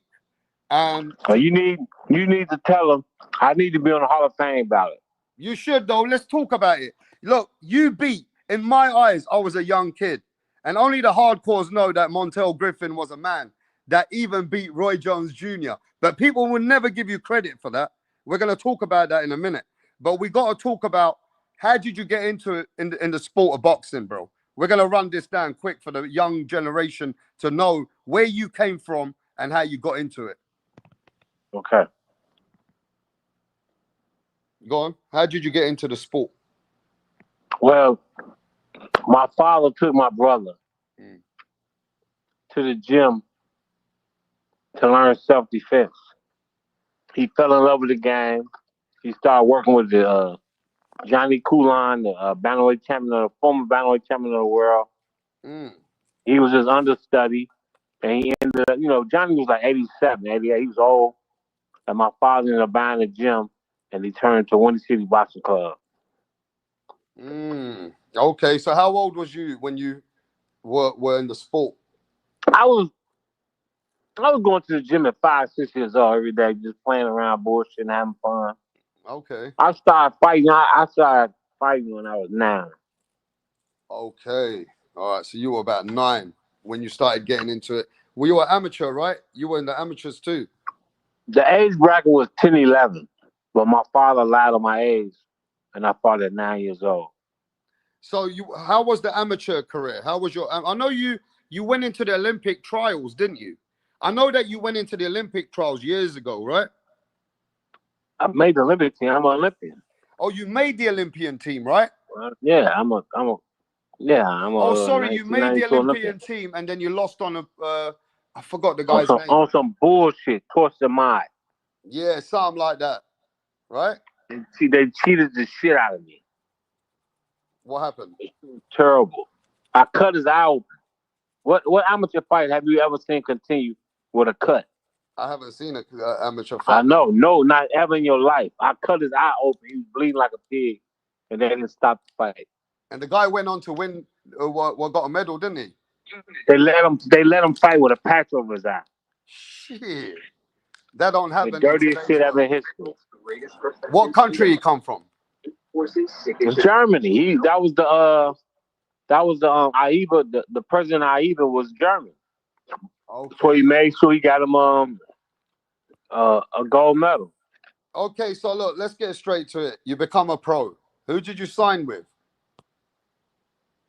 When I came out the Olympics, Lou Duva and Shelly Finkel. Okay. They brought me in the camp. Yeah. But they kind of lowballed me. They didn't. What they offered me, I thought I was worth more. So I went back home, and then James, Tony, and Jackie Callan flew me out to Detroit, and I stayed there for about 2 weeks. But they kind of lowballed me, and so I just felt I was worth more than that. So I turned it down, and I didn't really turn with I didn't turn pro with a real big boxing team, but I had some lawyers in Amherst, Illinois, who was my managers, and they moved me pretty good. I fought 10 fights my first year, so that was pretty good. Yeah. But so you were busy. You were busy when you signed. Yeah, the first year I fought 10 times, and then the second year I slowed it down. I fought in the Forum tournament, the Budweiser Forum tournament in LA, and I fought Ray Latham, and I fought David Vedder and Ray Latham. David Vedder had fought for the world title. Ray Latham was the hardest punch that ever hit me in my life. Wow. So once I fought them, I just knew I was ready for anything, and then I got a phone call to fight James Toney, and I took the fight. Okay, now I'm gonna go to that in a bit. Yeah, I'm gonna have to let people know that was you the underdog in the James Toney fight. I was the underdog my whole career. Your whole career, really, right? Every time I got in the ring, I was the underdog. Now I gotta be honest. That James Toney fight, James Toney was the man. How did you find a way to beat one of the most masterful boxers in the game? How did you train? Who did you train with? Who trained you?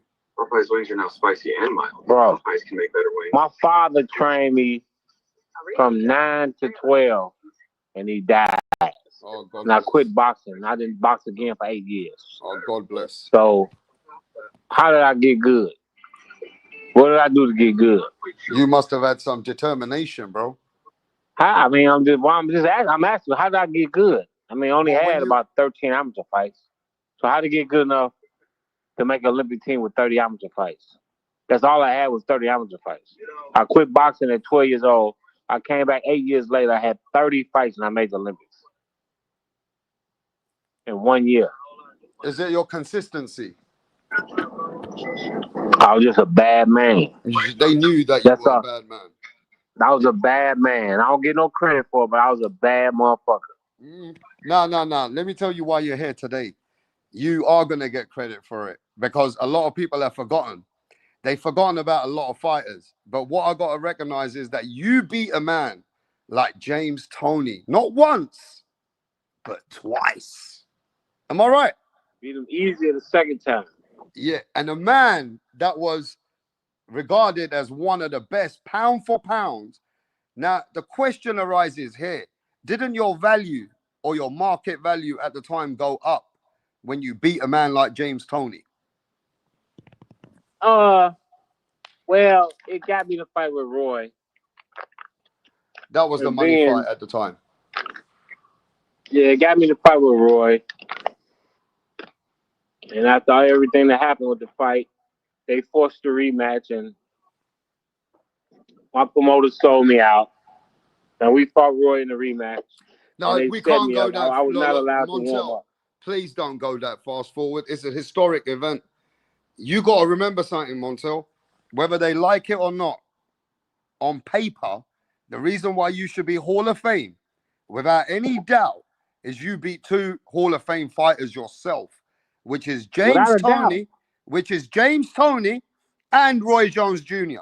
Now, they don't want to give you the credit, but you won the fight on paper. I don't understand. So they're still hating on that, huh? Yeah. I'm not even on a. I've been retired since 2011. I'm not even on the ballot. Wow. I'm gonna I'm be not even honest. on the ballot. Montel, I'm gonna be honest. I'm gonna talk to Rick Glaser about those 2 wins myself. And this channel over here right now, I got people like Don Ramon. He said, nah, he should be in the Hall of Famer. This guy here, Jose Garcia, say, nah, that's just wrong. So the fans are recognizing, because some of these guys are hardcore, they recognize you beat James Toney twice. Now, to be fair with you, leading up to the first time I had 14 fights. Yeah, I can't believe you beat him, bro. Like at that time, it was a red carpet. I was the shit, bro. I was the shit. That's why. Now let's be honest though. Leading up to the Roy Jones fight, yeah. What was actually going through your mind? He was the pound for pound #1. I didn't care about Roy Jones, man. He was the baddest man on the planet. I didn't care about Roy Jones, man. Roy Jones ain't nothing to me. He put his pants on just like the next man. But I never cared about. There was nothing in boxing that was too big for me. I was never worried. I wasn't never nervous. I didn't care about none of that. I grew up with Muhammad Ali, man. None of that shit fazed me. Okay, so you grew up around Muhammad Ali. When I was 5 years old, I met Muhammad Ali, and I spent 8 years with him. Wow. 8 years around Muhammad Ali. No, my bad. Let me see. Yeah.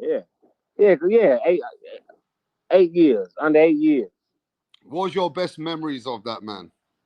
The times when me and him were just hanging out. He used to come get me, and we used to hang out and watch TV together, and it'd just be me and him. Okay. So like he would like be a guy who would motivate the young generation. I mean, I ain't looking at it like that. Okay. I don't have no. I wouldn't mind. I'm just saying. I'm just saying my life and things that happened in my life were just crazy.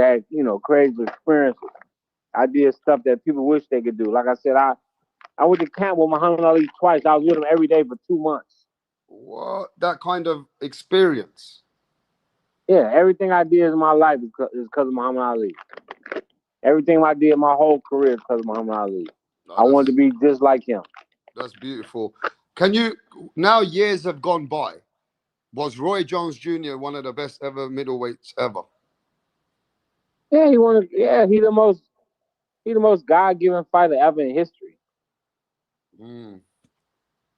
Like when you fought him the second time, it was difficult, huh? Or I didn't warm up 5 was minutes. you not for that prepared? fight. Was you not prepared? I didn't warm up 5 minutes for that fight. I got set up. They rushed me in. Me and Roy Jones talked about it. He admitted it to me. Okay. They played games with you. It was bullshit. They wanted to make sure he got his title back. So you saw a lot of conspiracy in your time, and some of the. I got fucked my whole career. Oh shit! My whole career, I got fucked. Oh man, that's sad to hear that, Montel.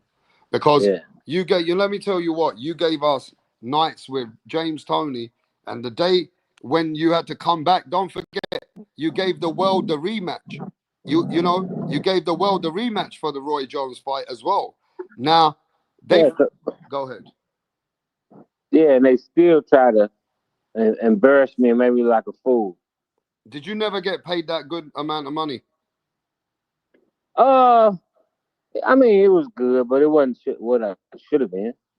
Yeah. I thought a second fight with Roy Jones, I made $2 million the second fight. I thought I should have made more than that.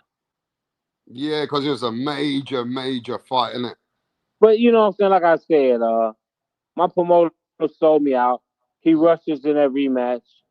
We could have milked. We didn't need Roy Jones. Roy Jones needed us. Yeah, you could have milked it. You could have milked it for 5, 7 more million. years and made triple the money. You could have done that, yeah. But he wanted That's how I know. That's how I know my promoter was dirty.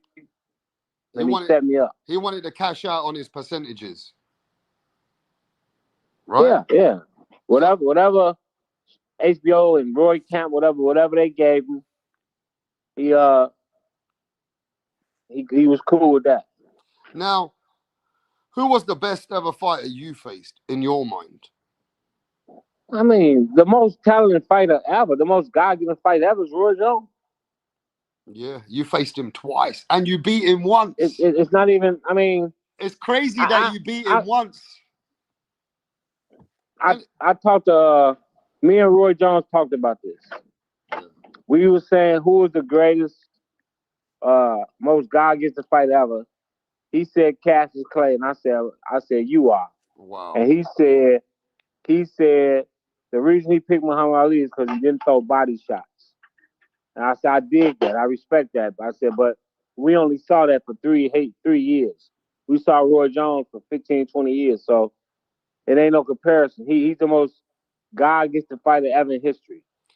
Now, did you see a lot of dirty things going on behind the scenes in the sport of boxing, like there is today? Of course. All type of dirty shit. Dirty shit, favoritism, setting people up, making it worse for people and all that stuff, right? Now, yeah, boxing is the most corrupt game in the world because it's unorganized. There's no commissioner.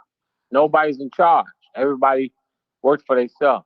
Now, I want to say to the people who don't know, after the Roy Jones rematch, you did still go ahead and had wins, more than like 10 wins or something like that, wasn't it? Or 7, 8 wins on the road until you fought Eric Harding. What do you think about that fight, Eric Harding? They robbed the fuck out of me. That man did not hit me. He didn't. He ran like a girl for 12 rounds. Watch the fight. Okay. Watch the fight. I watched it. Yeah, I'm gonna watch it properly. I got fucked again. That man did not touch me. He ran like a girl for 12 rounds. No, I hear you. I mean, do you think that you got set up in boxing a lot in your career? Without a doubt. From the Olympic trials. No, from the National Golden Gloves. I was robbed when I beat Jeremy Williams. They robbed me. In Olympic trials, I beat Terry McGroom. They robbed me. They tried to pick Terry McGroom, who I beat, to go to the box office. I had to go to court. I beat Jeremy Williams twice. I didn't get the decisions. I turned pro. I fight Roy Jones Jr. I'm not allowed to warm up. I go to Germany. I fight Mecca Chelsea. I was whooping his ass. Do you feel that the fans stopped the fight for no reason? Do you feel the fans, they never give you any respect for what you really have done. Because you know what? Let me just say this before you talk. Every month, your name comes out. You know why? Every interview Roy Jones does or any other conversations or debate, oh, but he lost to MONTELL Griffin. He had to get his get back. Your name always comes up. You know that, don't you? Around the world, right? I mean, because Roy Jones respect me. Yeah. He respect. He know how good I am. Yeah. And he knows they set you up a bit. Yeah, he knows. So would you be fair to say that you feel like boxing hasn't given you justice? Because look, what other man you know on the planet has beaten James Toney, Roy Jones, and don't get no big accolades in the world? Well, another man has a win against Roy Jones and James Toney, but he was a cruiserweight, and there was when they was past their prime. I'm the only man in boxing that got wins against both of them when they was pound for pound. James Toney was #1 pound for pound 3 months before I fought him. Wow. When I fought Roy Jones, he was #1 pound for pound. Wow. You beat 2 pound for pound. Now, Montell, before you go anywhere, what do you think about boxing today? And the trainers with the pity paddy trainers and the way the boxers act today? I think I don't really get into all the mid routines and all. I don't care about all that. That don't bother me. But I think boxing is in great hands. There's a lot of good fighters. They fight each other now a little bit more, and it's in great hands. It's getting better and better. And do you think boxing today is in a much better place because of the finances and the money they got and the way that? Of course, well, it's evolution, man. They gonna keep getting better. I don't care what nobody say.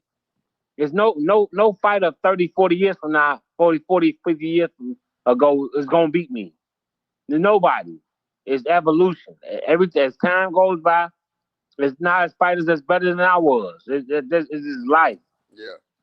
Fighters get better and better. I don't care how much you hate the sport and you want to try to put down young people. That's bullshit. All these fighters are better than we was 20, 30 years ago. Now, we see a lot of fighters that get protected today.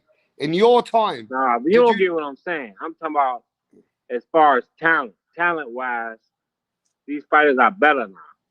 So the fighters today are better talented due to everything they have. They got a facility which are better. They have a lot more money. Evolution. Everything is better now. Everything's better now. Training is better everything. What do you think of fighters? What do you think of fighters only want to fight once every year, once every 18 months? Well, they make so much money. It's all about money. In the 20s, 30s, and 40s, they was fighting every month because they wasn't making no money. You gotta understand, it's wear and tear and all this. If a fighter fights 3 times a year, that's a good life. Now, as a brother, can I ask you, we're the fans, we watch you. After putting all your blood, sweat, and tears, putting your life on the line, does boxing do anything back for you? Does any governing body, any sanctioning body ever pay for your holidays? Does anybody do anything for you? No. I've never got back from boxing what I put into it. So they don't even do anything for fighters. There's no governing body, nobody looking out for them like they do in baseball, like they do in NFL, like they do in football and soccer. All them sports have... Nah, because all those sports is organized. Yeah, there's no organized. Boxing not organized. Boxing not organized. So until the president, until the government take over boxing, get a commissioner, put somebody in charge, and do it right, it's always gonna be like this. It's corruption. I hear you. Now the biggest fight in the world. A judge who judge a fight, a terrible judge. I mean, a judge who scored a fight terribly and give it to a guy that really don't deserve it should get suspended 3 months. But they don't do nothing. I know, because they work for the promoters. I understand what you're saying. They work with the promoters. Now, let me tell you one more thing I want to tell you before we go anywhere. The big fight coming up now. The guy who beat Errol Spence put hands and feet on him. Terence Crawford versus CANELO Alvarez. Biggest fight in the world now. How do you see that fight going with a man trying to go up 2 weight classes? This is all I'm gonna say. Go ahead. And I'm gonna be real. I'm gonna be as real as I And can. you're a straight shooter. They already like you over I don't. here. There's no way. I don't think there's no way. This is what I'm gonna say. I don't see no way that Terrence Crawford can win that fight. But if he pulls it off, he's the greatest fighter ever. He will be undisputed in 3 different weight classes. He will be the greatest fighter ever. But you can't see how Terrence Crawford can pull it off. I don't see how he going. I've seen Crawford get hit. I've seen him get staggered. I want to see what he gonna do when Canelo hit him. And Terrence Crawford is 38 years old. By the time they fight, he's gonna be 38 years old. He haven't fought in a year. He struggled against a junior middleweight. He struggled against Madrigal. He's 38. He hasn't fought in a year, and he's going up 2 more weight classes. Come on, man, this don't make sense. Okay, this is good, bro.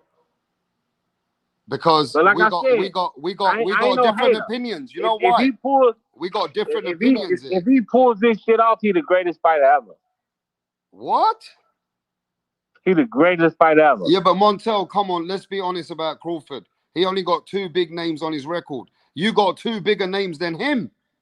Yeah, that's true. No, but you gotta remember Mayweather. No. I know. I made a post on Facebook. That I beat better fighters than Canelo and Terrence Crawford. You have beaten better fighters. You have beaten better fighters than Canelo and Terrence Crawford. Nobody got 2 names like that. Nobody. I know I have. But let me tell you this though. Let me tell you this. You got Mayweather, the greatest of all time for many people. He beat so many great fighters, bro. Now forget about undisputed. He went through 5 weights like water. Like water. What I'm saying is, officially, Terrence Crawford will be undisputed in 3 different weight classes. No matter the opponent, he would be 3-time undisputed champion. 3 different weight classes. But you got Canelo winning. I like it though, because this brings a lot of different attraction to I can only go by the size factor, the bigger guy. I've seen Crawford hurt at smaller weight classes. I mean, he got to, just like I said, I'm not saying he can't do it. If he prove it to me, then I'm ready to give him his greatness. Yeah. I agree with you, yeah. I've had so many guests there, so many people that pick Crawford. I've seen Crawford hurt Canelo. 2 or 3 times. Yeah, I hear you. So you think 168, but some people are picking Crawford's brain over the actual size. They think he's got a superior IQ. You understand? It's not more or less like for weight. Well, we're going to see. Yeah, for sure. But I love hearing it from a boxer. The only person that get Canelo's problem is somebody that move with their legs. I don't see Bud being able to move with his legs at 38. That's a good point, you know that. That's a very good point. You got to be very elusive to beat Canelo. You got to be. I understand. But, Bud ain't never been a great defender. I mean, he's good defensively, but he ain't never been a great defender. I've seen him get hit a lot. I just want to see what's gonna happen if Canelo land 2 or 3 shots. Hey, Montell, I gotta ask you this though. You broke history. You are always been in the boxing minds because of how you beat James Toney. Whether they like it or not, you got the win against Roy Jones. You did. So you've made history, right? And I hope this channel understands today that a lot of people are saying that you should be in the Hall of Fame. They are saying that. Without a doubt. You should be in the Hall of Fame. I'm with you on that. Those 2 names are the biggest. But you need to tell me what you think of the guys today. What about Alexander Usyk? What kind of great do you think he is? All-time great. Usyk, one of the best heavyweights in you think? This is what I'm gonna say. Usyk beat a heavyweight 270-something pounds. He's only 220. He's one of the greatest heavyweights in history. Now, what do you think of? I'm gonna only give you certain names. The Japanese monster Naoya Inoue. Great fighter. I hate when a great fighter come around and all his talent is just not, subpar. I'm not saying these guys are not great, but he don't really have nobody on his level in his weight. That's why he got to move around, bounce around, and everything. He don't have a rival or nothing. And they were talking about him fight maybe Tank or some guy, but it still would be a weight disadvantage. You know what I'm saying? So anyway, he just like Ricardo Lopez, he didn't get the love he should have because he was smaller, and he didn't have those the rivals and all that. And I think that's the same thing happened with Inoue. I mean, you know what I'm saying? He's a monster. He's out there, killing guys and everything. I think Bob Arum said that Inoue got more talent than Pacquiao. So you know what I'm saying? What do you think of Manny Pacquiao, though? One of the 8-weight world champions, bro, who went through a lot of people. I'll just say this, bro. I'm gonna just be honest. I got mad. You know what I'm saying? I don't got nothing against Pacquiao, but I don't think he was clean. Yeah, I hear you. A lot of people have said that to me, Montel, and I know. I know he wasn't clean. And Montel, be honest. You know the sport. You've been in the sport, so you've seen the other side of it yourself. You know what I mean? I fought 3 people that failed steroid tests. And how do these guys get through these fucking fights with steroids? Is it just that you think they just take the steroids because they lose self-belief? The times they got busted, they didn't cycle off in the right amount of time. When you heard that, sorry, because they take the stuff for training camp, so they get to training camp and for endurance and all that. They stop taking it a month or two before the fight, so it won't be in a system, and they cycle off. Sometimes they don't cycle off fast enough. Those are guys that get caught. I want to talk about 2-3 fighters that came from my country. Yeah, they know you. I know back in the day that you know them. A man like Chris Eubank Sr. He's a man from England that became a world champion, held his belt for many years. What do you think of him? I respect Eubank and Nigel Benn. Nigel Benn. What they did. Bro, what about when Nigel Benn beat Gerald McKellen, bro? Oh, that was a little bit different though. I mean, the kid was having brain problems. Yeah. Yeah, I hear you. What do you think of Joe Calzaghe? Bad respect. Undefeated. He beat Roy Jones. I just think those guys. I mean, he fought beat for Roy and Bernard. You know, at the tail end of their careers. I respect him, undefeated and everything, but you know what I'm saying? And I don't mean this is no disrespect, but 68 pound class never really 68 pounds are guys that's too big to fight middleweight. And you know what I'm saying? They just in between weight class. I ain't disrespecting, but there's never really been no great 68 pounders. You know what I'm saying? Now when you see Roy Jones, sorry, go on. You know what I'm saying? Roy Jones moved up.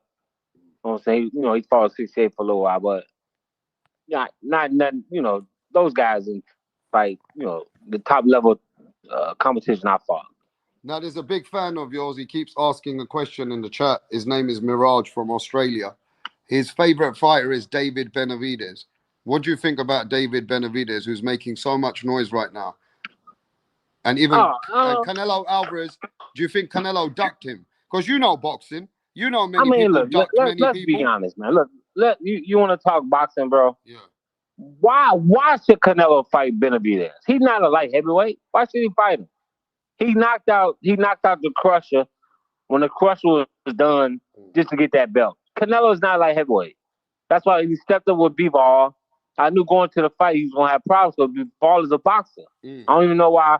Canelo had a better chance with better BF than B-Ball. Oh shit! Yeah, I hear you. So you don't give Canelo a hard time for not fighting Benavidez? No, hell no. For what? That's because people just want to see him lose. Yeah. He's not a light heavyweight. So do you think David Benavidez will beat Canelo? Yeah, he's too big for him. Just like B-Ball, too big for him. Do you like David Benavidez? It was like a sparring session. He's too big. But do you like David Benavidez? Yeah. He got a lot of heart. He keep fighting. He keep coming. And you know what I'm saying? I know.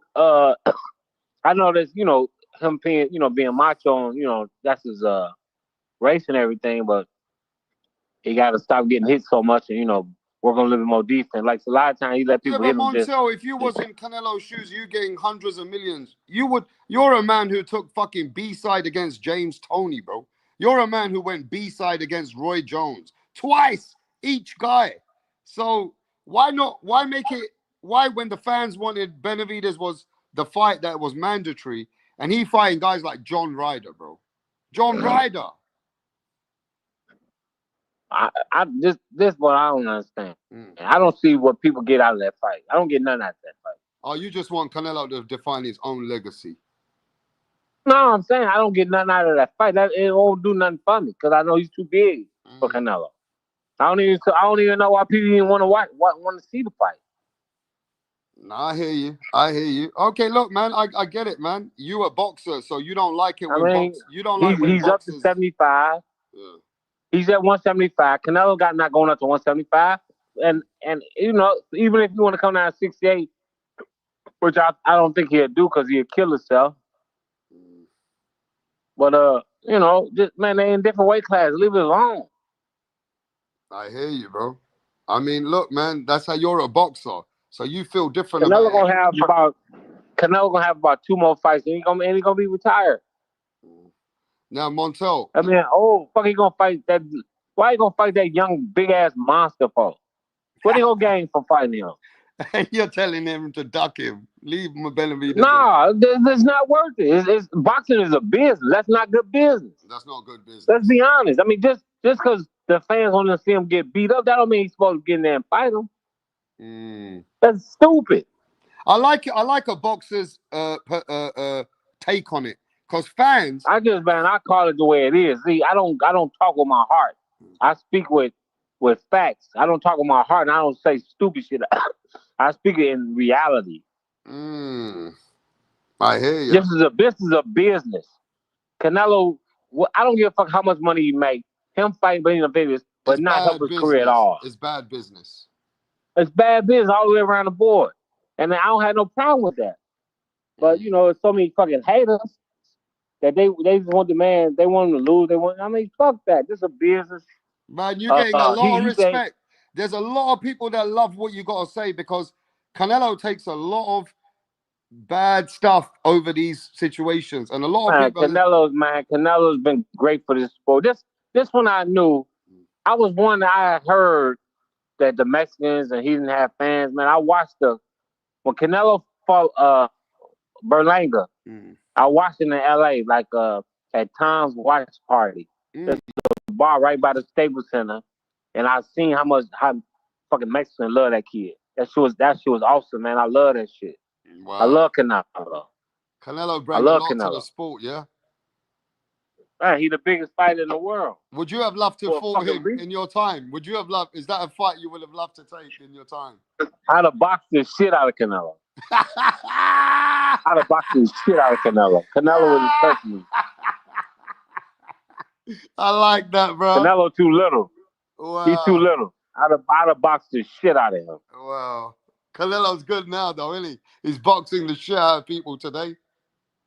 Yeah, but he can't box me like that. Yeah, go on with that, Montel. Montel backs himself. Canelo ain't playing with you, bro. I like that. You still got that what you were. You understand that where you were in the sport. So what's the craziest thing you ever seen behind the scenes, bro, in a training camp, or something happened that you can share with all these fans that are here today? Montel. Hey, we lost him, bro. He's funny, though. He's a funny geezer, bro. We lost this geezer, bro.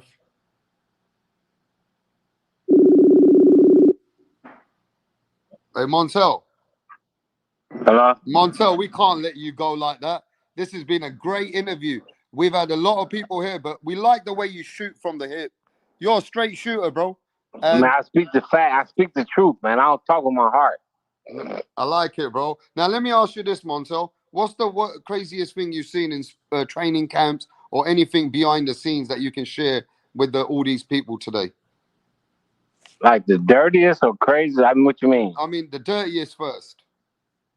I seen a promoter fix a scale for his fighter. What? I saw it. You saw it? I saw the promoter fix the scale for his fighter. Man, we respect that, bro. Boxing's a dirty game, innit, Montel, sometimes? It's the dirtiest in the world. Especially when you're not an A-side, huh? Man, if you ain't that guy, it's a great sport. If you ain't that guy, it's a hard-ass sport. You know what, Montel? God's blessings, you were different. You were never meant to win the fights you won anyway. Well, right? I don't look at it that way. It was designed against you. I mean, yeah, I messed up a lot of shit. Mm. I messed up a lot. I messed up a lot of history. I messed up a lot of money. Oh wow! You know what I'm saying? On the 1992 USA Olympic team, America spent 4 years spending money on Jeremy Williams for 4 years. They spent a lot of money. You know what I'm saying? I knocked them out that spot, so I fucked up a lot of money. I fucked up. You know what I'm saying? 7-1 I was 7-1 underdog against Roy Jones. You know what I'm saying? I won 25,000. You fucked up a lot of money that day, didn't you? You Yeah. fucked up the whole game that day. Roy Jones and James Toney supposed to have a rematch. When I beat James Toney, I knocked James out that spot. You took James Toney and Roy Jones's like the whole game. You killed the game. Like that's why probably you want the favorite child for them. They didn't. I don't think boxing has treated you fairly, bro. That's how I see it, though. I mean, look, do you blame yourself, though? Do you blame yourself for some of the situations? You No, got to take accountability. I don't know. I mean, a lot of people say I should have been more controversial. I mean, you know, I mean, it is what it is, man. Man, it's crazy. I mean, look, check this out. I'm going to say something to you that I want you to sit back and think about what I'm going to tell you. Yeah. All right? How many boxers do you think ever fought in all over the world? How many boxers do you think fought? In what? How many boxers do you think it's been? 5 million? 3 million? How many fight boxers do you think it's been? About millions. Millions. Okay, it's been millions of fighters. Yeah. I'm the only fighter in boxing history that made an Olympic team with 30 amateur fights, turned pro, and beat a Hall of Famer with 14 fights. Ain't nobody did that shit. I did that shit in 4 years. It was really 3.5 years, but I'd say 4 years. That shit has never been done in history. And you don't get the credit for it, bro. You can redo research. As no fighter, because back in the days, they would have 30 fights before they even took a chance. Ray Leonard, all of them guys, 27, 28, 20, 30, fights when they had, you know what I'm saying? When they took their big chance. Wow. They had 100, 200 amateur fights. I had 30 amateur fights when I made the Olympic team. I turned pro and beat a Hall of Famer with 14 pro fights. I hear you. I mean, to be fair, though, I don't want to sound bad. You didn't go off totally bad. You made some millions in the game. You know what I mean? No, I'm not. I mean, yeah. But you could have been. Not, it could have been bigger. It should have been way more. Yeah. I hear you. Now, what is the most craziest thing you saw? You told us the dirtiest. Most crazy is like what? Like, what did you see in the sport that you can share with us? Like, what do you see anybody get knocked out, sparring? Oh, okay. One of my funnest times ever. Yeah. I was in camp with Riddick Bowe. And he told Eddie Futz he didn't want to spar. He like, hey, Papa Smurf, man, I don't feel good. I don't feel like sparring today. Eddie Futz, oh, you sparring? Like, shit, you sparring. So he put the laces on the guy. They got the ring, the bell rung. Riddick Bowe went over there and hit this dude with one right hand on the button and knocked him out cold and told Eddie Futz, I told you I wasn't sparring, and get out the ring. I thought that was the coldest shit I've seen in my life. Shit. Just like that, huh? He said, I told you I wasn't sparring, and get out the ring. Eddie Futz was mad as hell. Is it? You must have sparred some serious elite guys in your time that you can share with us? I sparred everybody. I sparred Really? everybody. Okay, the two best fighters who I sparred was probably Floyd Mayweather, James Toney, and Mike McCallum. So the three greatest fighters I ever sparred was Floyd Mayweather, James Toney, Mike McCallum. I sparred with Reggie Johnson, Murky Sosa, Frank Tate, Samuel Peter, Layman Brewster, Chris Bird. Oh, those are big guys there. They're big guys. I sparred everybody. Fucking hell. You sparring some heavyweights in the game.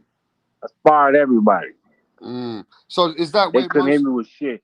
Is that where most of the work was done, Montell, for you? When you had your training camps, what was dedicated? What was the most dedicated things you had to do? One thing I hate, because one thing I hate is I should have went a little bit harder in sparring, because we never, unless you push yourself and force yourself, you never hit that level in sparring that you hit in the fight. So you need to be at that level so you get in shape. So when you get in that situation where you won't get tired. And because of my skill and my defensive ability, people couldn't really push me. So I really wasn't going as hard as I should have went. So I hate that. I should have went harder. Got you. You should have done. Is there anything you would have changed in the sport that you see today?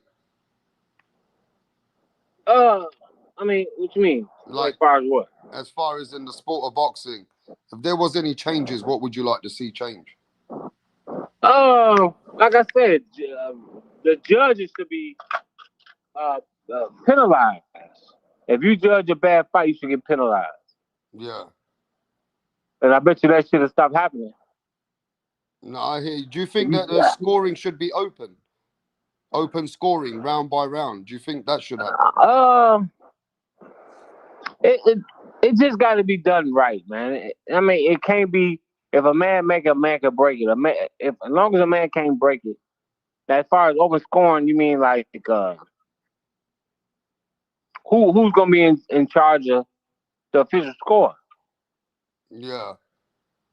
No, I'm asking you, who's gonna be in charge of the official score? You said open scoring, so I mean, you have three judges, so every round.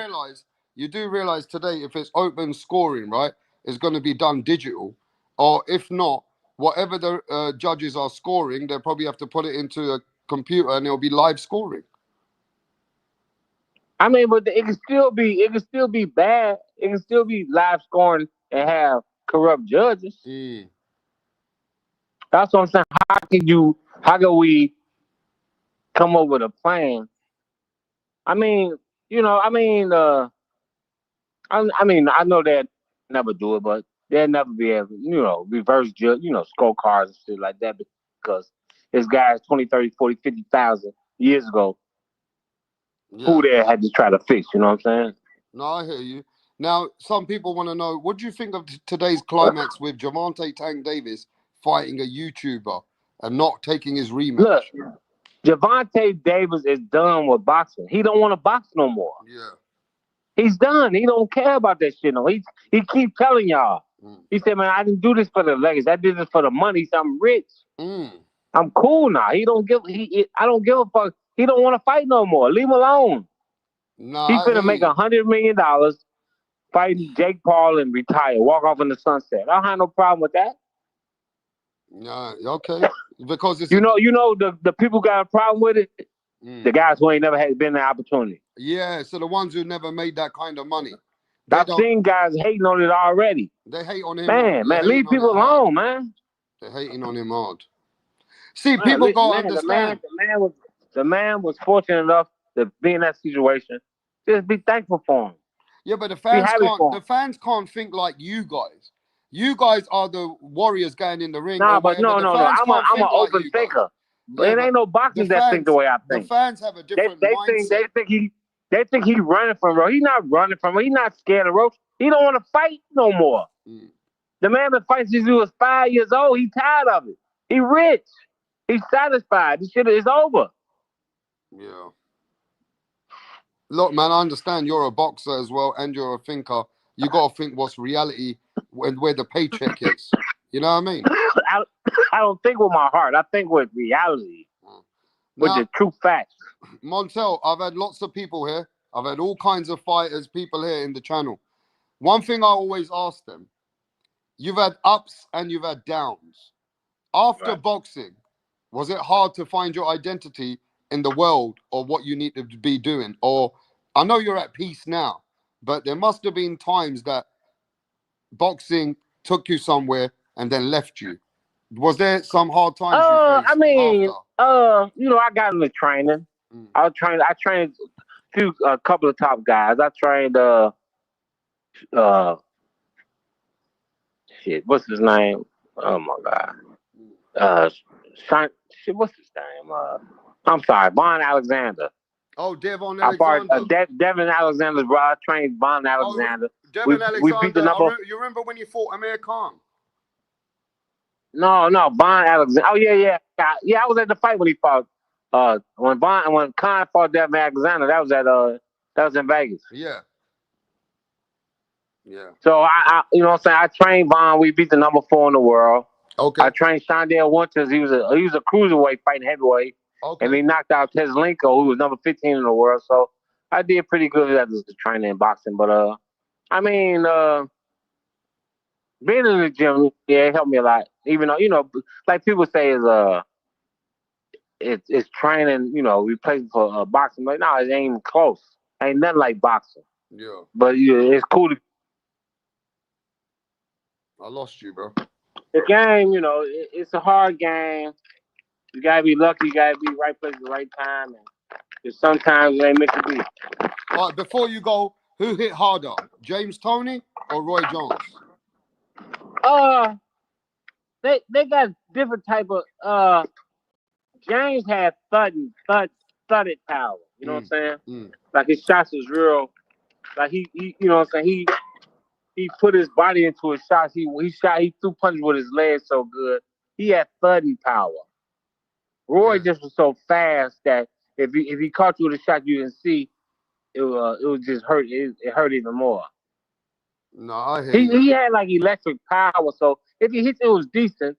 It wasn't so special, but his speed would just made the power so better. Now, when people mention Montell Griffin, do you know what comes to my mind? Well, how I remember you. A man who went against the odds. That's how I remember you. Yeah, of course. How do you want to be remembered? How do you want to be remembered? They one say of the greatest fighters in history. I'm a Hall of Fame. I'm one of the greatest fighters in history. I'm the most successful in the shortest amount of time ever in history. You heard in it there. 4 years, I did shit that nobody did in their life. Let's go. I like that, Montell, because you was always that guy when you were coming up in the game. You're a very confident man. Very confident. Is that part Is that what part of what took you in the sport? And at least Muhammad Ali. I got that from Muhammad Ali. That confidence. Everything I did, I got it from Muhammad Ali. Wow. I was around this man every day, all day, for years. You know what I'm saying? That was my man. Everything I did is because of him. Can you give any my advice? Confidence, everything I. Sorry. No, I don't want to cut you off with Muhammad Ali. Carry on. No, I'm just saying. I mean, just the experience of being around him. It made me great. Believe it.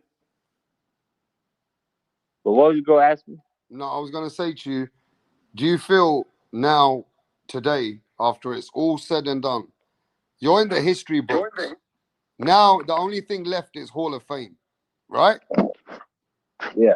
You're in the history books anyway. Is there, when Rick Glaser comes in next, there's going to be hundreds of people going to be asking him, Montell Griffin should be in the Hall of Fame. There's a lot of people now that they heard your story. They know, and the hardcores know, that you should be in the Hall of Fame. Hopefully that's something we will see, Montell. I hope so, man. I'm 55 years old. I'm not getting no younger. I want to, you know what I'm saying? I want to enjoy it when I'm, you know what I'm saying, on the earth, young enough to enjoy it. Can you have any advice for anybody looking up, coming up now, the young fighters today? Any advice for the fighters if they Man, want to get? don't cheat yourself, man. Eat right, keep your weight down, leave the liquor alone. That's nothing. It's a waste of time. And just do what you got to do, man. Take the shit serious, man, and don't bullshit yourself. You know what? I've had lots of interviews. Everyone's watched a lot of people. You're a straightforward shooter, bro. I really respect how you just come straight forward, tell it how it is. You're not here to sugarcoat it. You really did, I appreciate how you gave us your answers. But a lot of people would like to speak to you next time. So next time when I set it up, and let's say in a time to come, would you like to speak to the people who can actually chop it up with you? Yeah, I wouldn't have no problem with that. But you got to figure out how to hit the link, bro. You got to figure out how to see that. I got to help you with that microphone because I can't hear you.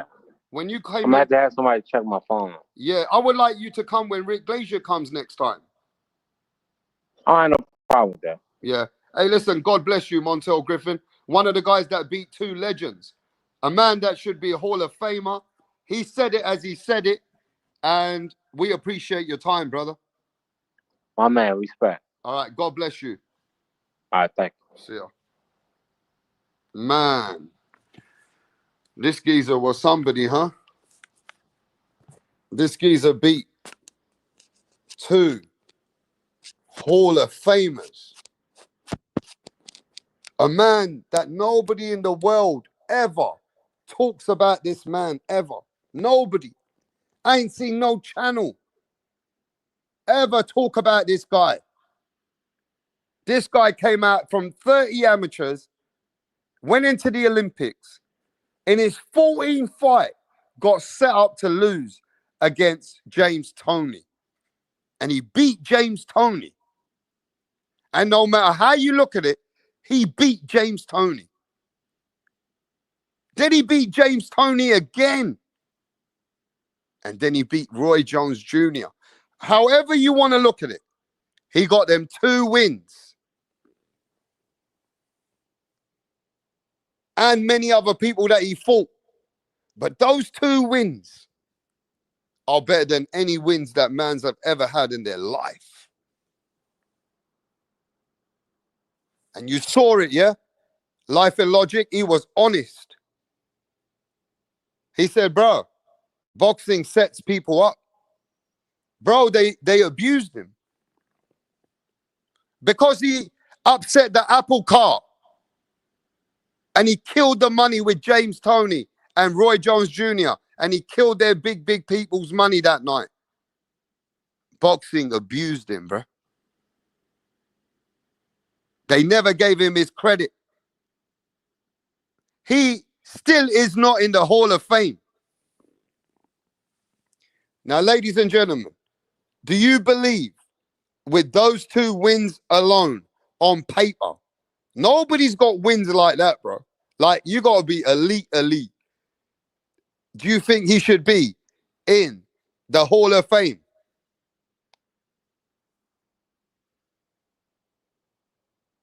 Should they put him in the Hall of Fame? Yes, says Tay. Kit Bud says no, because you know Kit Bud that he said Terence Crawford going to get beat. Yes, says Tone Deaf. Yes, says Life and Logic. I don't think a decode counts against Roy. Oh, my God. Oh, man. He got it on paper. He got it on paper. Don't do the man like that. Come on, ladies and gentlemen. I hope the hardcore fans, and only the hardcores, appreciated this interview. It was a life of a man that was in the highest of the highest in the game. A life of a man that made it in the fucking limelight with his name and his face on the billboards. A forgotten warrior. And nobody talks about him. I hope you guys enjoyed the interview for the hardcores.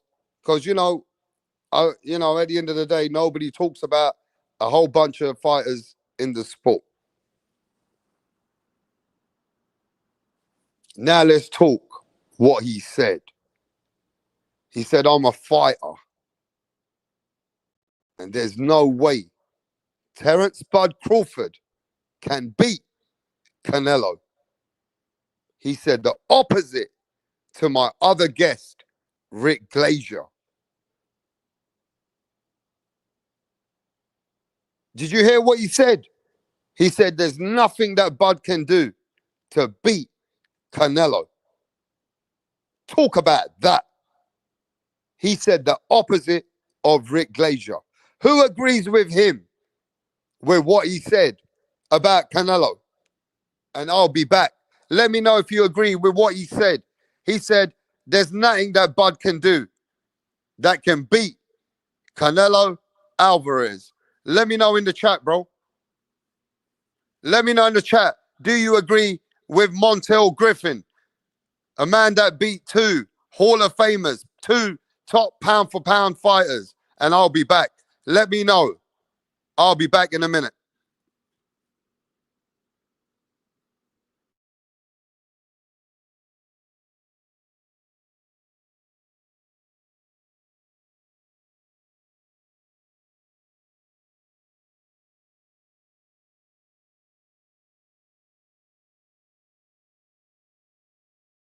What up? How are you?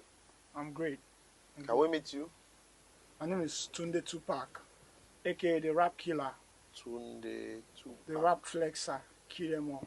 Your name. Your name is Tunde Tupac. Tunde Tupac. You can write the Rap Killer there. But Tunde is your It's name. okay. Yes. Okay. Thank you. Tunde, with your dressing, I know the kind of song that you're about to present. Yes. So you want to tell us about it? Just rap game. I kill the rap game because the haters want us down, but they're not going to get us. You don't need to tell us about the haters now. Rappers, right? You're a rapper. Rapper. Good. Let's hear you. Check it. Ha ha. Check it. Ha ha. Check it. Check it. Check it. I rule everywhere. I rule. They want to take me down, but they cannot take me down. Yeah. I rule New York. I rule Lagos to Atlanta. We go to Chicago. Check me out. Check my game. My game is tight. All the haters, I shoot them in the brain. Boom, boom, boom. I've been around with my guys, 50 Cent, Tupac, Biggie, Snoop Dogg. We're all in this game together because I kill them all. I kill Tupac and I kill Biggie. I kill them all because they can't contain my rap game. Hey! It's off the hook because I kill you all now. No, calm down. You killed who? It's just a lyric. Don't fear. Lyric. Yeah. Your lyric will put you in trouble. You have to be very careful. You don't just go about saying things that you don't know. It's a rap game. That's how it is. Oh, okay. How old are you? I've been in this game for more than 20 years. How old are you? I'm 15 years old. What? Just forget my age. Just focus on how long I've been in the game. And you know Tupac. You know Snoop Dogg. You know By the 50 grace of Cent. God, we met in the States. Oh. Which state? Akwa Ibom. This guy. You're just a joker. You know what? Just go. We'll get back to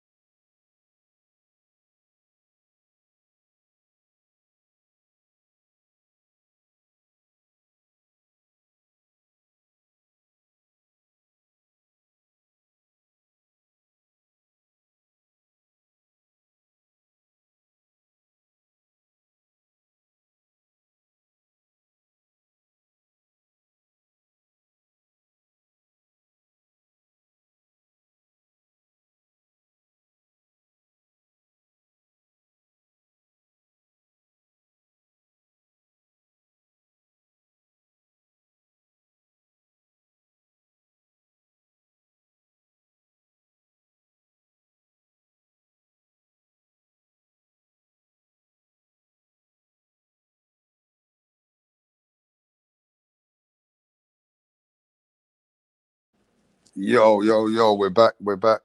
So do people don't want to speak about what Montell Griffin spoke about, no? Nah? People don't want to speak about what a boxer's point of view and perspective was. Huh? He said as a boxer, Terence Crawford ain't beating Canelo, bro. When I said that Rick Glaser said that Crawford's going to beat Canelo easy, everybody was here going, what? Nah, yes. Montell Griffin, A man who's been in the ring with the top guys, won and lost, knows the sport of boxing, said there's no way. Bud Crawford cannot beat Canelo.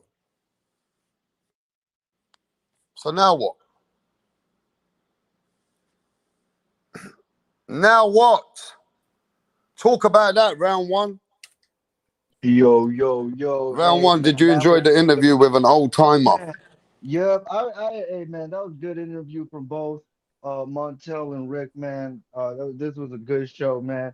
I a little thing about Rick, he always makes me laugh every time I hear him call fights, but he says some of them go his way, some of them don't, and this is one of the fights I feel like it won't, you know.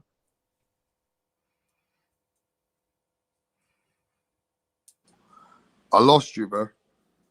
What up? What happening? Yeah, what's happening, Jay? Not much. Talk to me. About What the up? fight. Of what we're talking about. The interview. Yeah. Oh, I didn't watch the entire thing. I saw some of it. But So Rick Glazer says Crawford's gonna beat Canelo easy. A boxer like Montel Griffin came here and said, I don't see that. I don't see how Crawford can beat Canelo. right. And I also don't think a DQ win counts against Roy Jones, and he beat him like in the first or second round of the next fight. He even put it in his song. But he's got the wins on paper. Yes. But he also has beaten a legendary top 1 pound for pound with James Toney. Okay, I'll give you the James Toney win. I would say is more legitimate than the Roy win. I just don't think you should count the Roy win at all.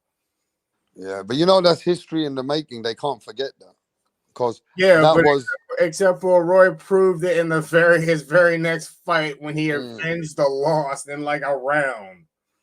Yeah, but I didn't want to. I'm not going to do that to a guest. I mean, and I'm not going to do that to a guest. You understand?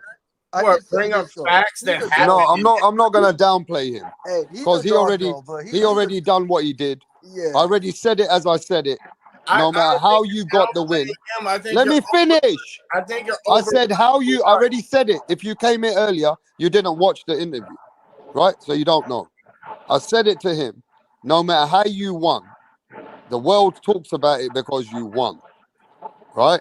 And even though you won on a DQ, it is what it is. But you still, on paper, have got a win over the guy, like a legendary guy, Roy Jones. Not to mention, he beat James Toney, which was pound for pound before that fight. So, in his way, on paper, he's got those wins. I think the James Toney win is legit. I just think you counting the Roy win is like a false number. Now, let's get to this thing here. What's happening, Tone Deaf? What's going on? You hear me good? Yeah, we hear you, Hector. Tell us, talk to us. Appreciate you, man. Yeah. Hey, I didn't listen to all of the interview, but I did listen to Rick. I apologize, but I'll get to it. Well, my only concern is why he doesn't think that Crawford can beat Canelo. I mean, how did he beat James Toney?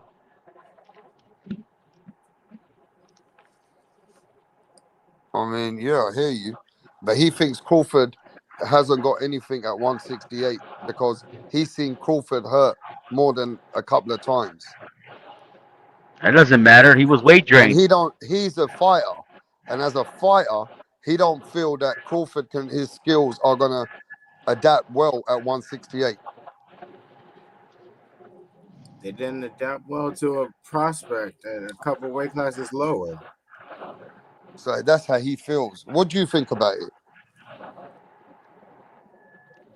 I think he's. I think I'm not going to take his, his credit away. I mean, he's a boxer. He's a fighter. I'm not. I'm definitely not a boxer or a fighter. But as I see it, I believe Crawford has a huge chance. Because of, again, I say this constantly. Crawford's training and his team put the effort and time in to study their opponents.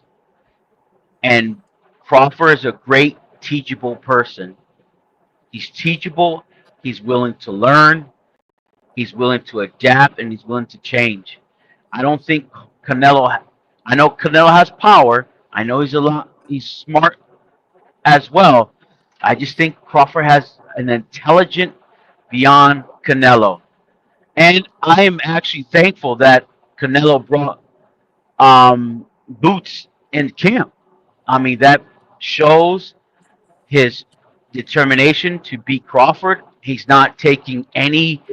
He's not leaving no stone unturned to really put his focus on winning, and it just puts the value on this fight. It puts the value on this fight as very important to him. So he takes. I think he gets credit for if he does win. I mean, who wins? If Canelo does win. Yeah, if Canelo wins, he should be. Yeah, when Canelo Yeah, he is gonna win, bro. I mean, look, he's gonna have the power. He's gonna drop when he drops Bud. That power is gonna hit hard. He's gonna fucking shake my beer up. Gonna turn my Modelo into a Bud Light. That's what's gonna happen, bro. We drinking Bud Light that night. Oh. But I think Canelo's gonna win. So none of you guys agree with Rick Glazer? I agree with Rick. I know Crawford's gonna win. How does Crawford win? He can't. Crawford is going to win by a freaking, and I said this before, miracle. The same punch he did to Kell Brook. He's going to knock his temple loose. People are going to be going looking like ET if it's going to be like that. If what you're saying is going to be true, people are going to end up looking like this guy. Hey, again, we're watching what you got to say. Tell us again. Canelo's going to be surprised himself. He's going to look like that. So what the world? How did I get knocked out? What happened to me? Just like Kell Brook. What hit me? Well, where did that come from? You watch. So you're saying the same thing as Rick Glazer, even worse. What you're saying is people are going to get shocked, and you watch that Canelo is going to be surprised in the ring. Oh, definitely. Definitely. You heard that, Jay? Yeah, I can't wait till. I mean, actually, I don't care that much, but now you don't care. See? I mean, you don't care. I don't care as much because so you mean big of a Canelo fan, but like, I still think Canelo's gonna win.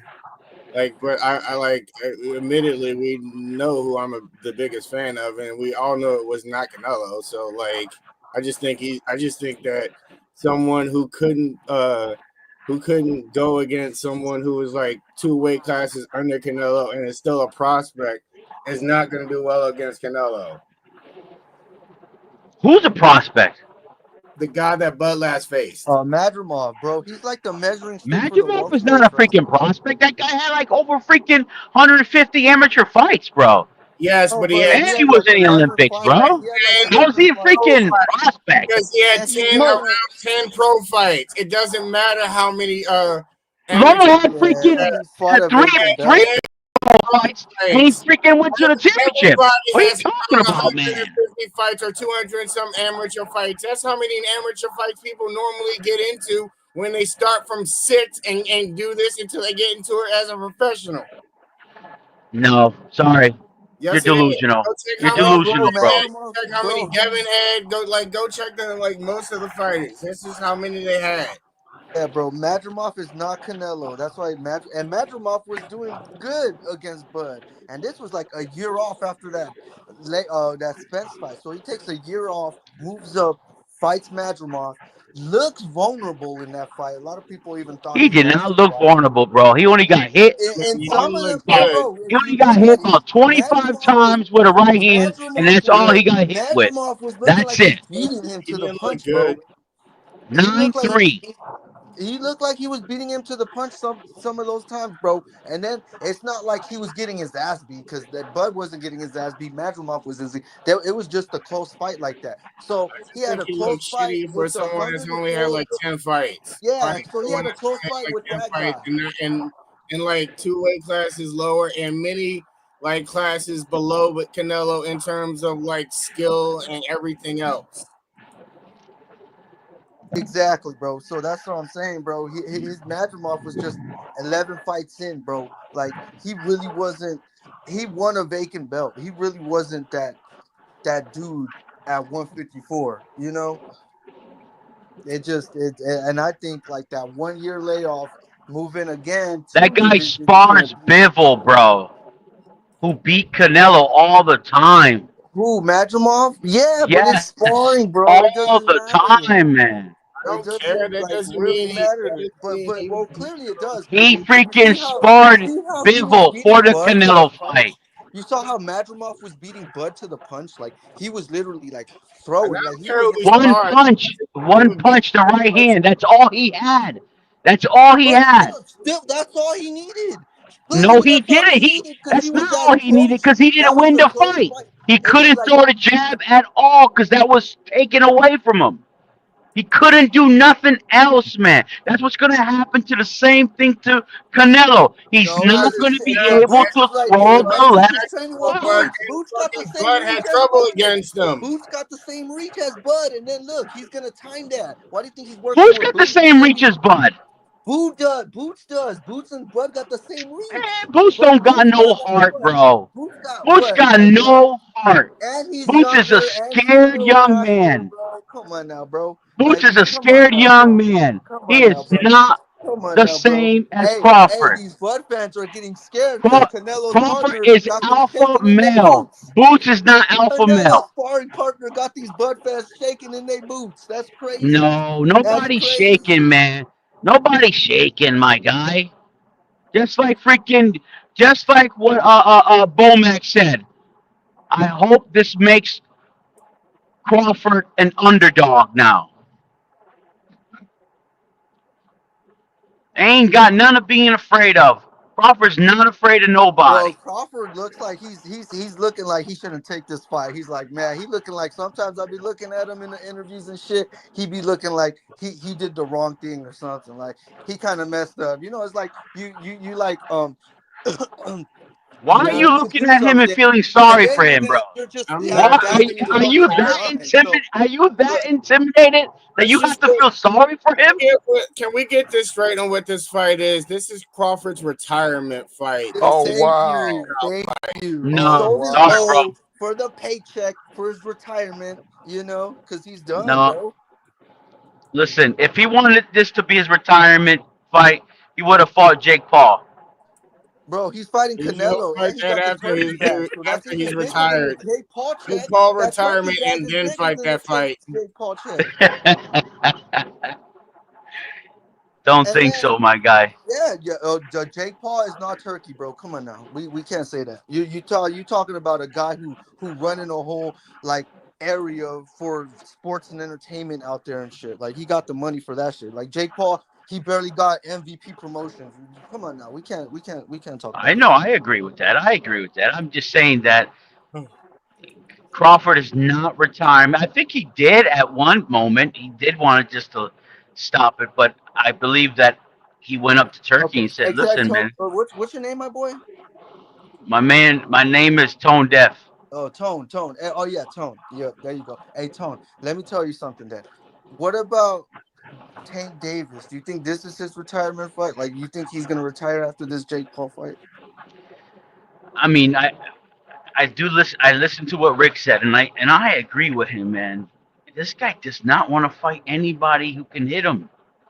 He doesn't want to, and I just really think that, like Rick said, man, he's. I feel the same way. He's paying people off, man. He needs quick money to pay lawsuits, these freaking.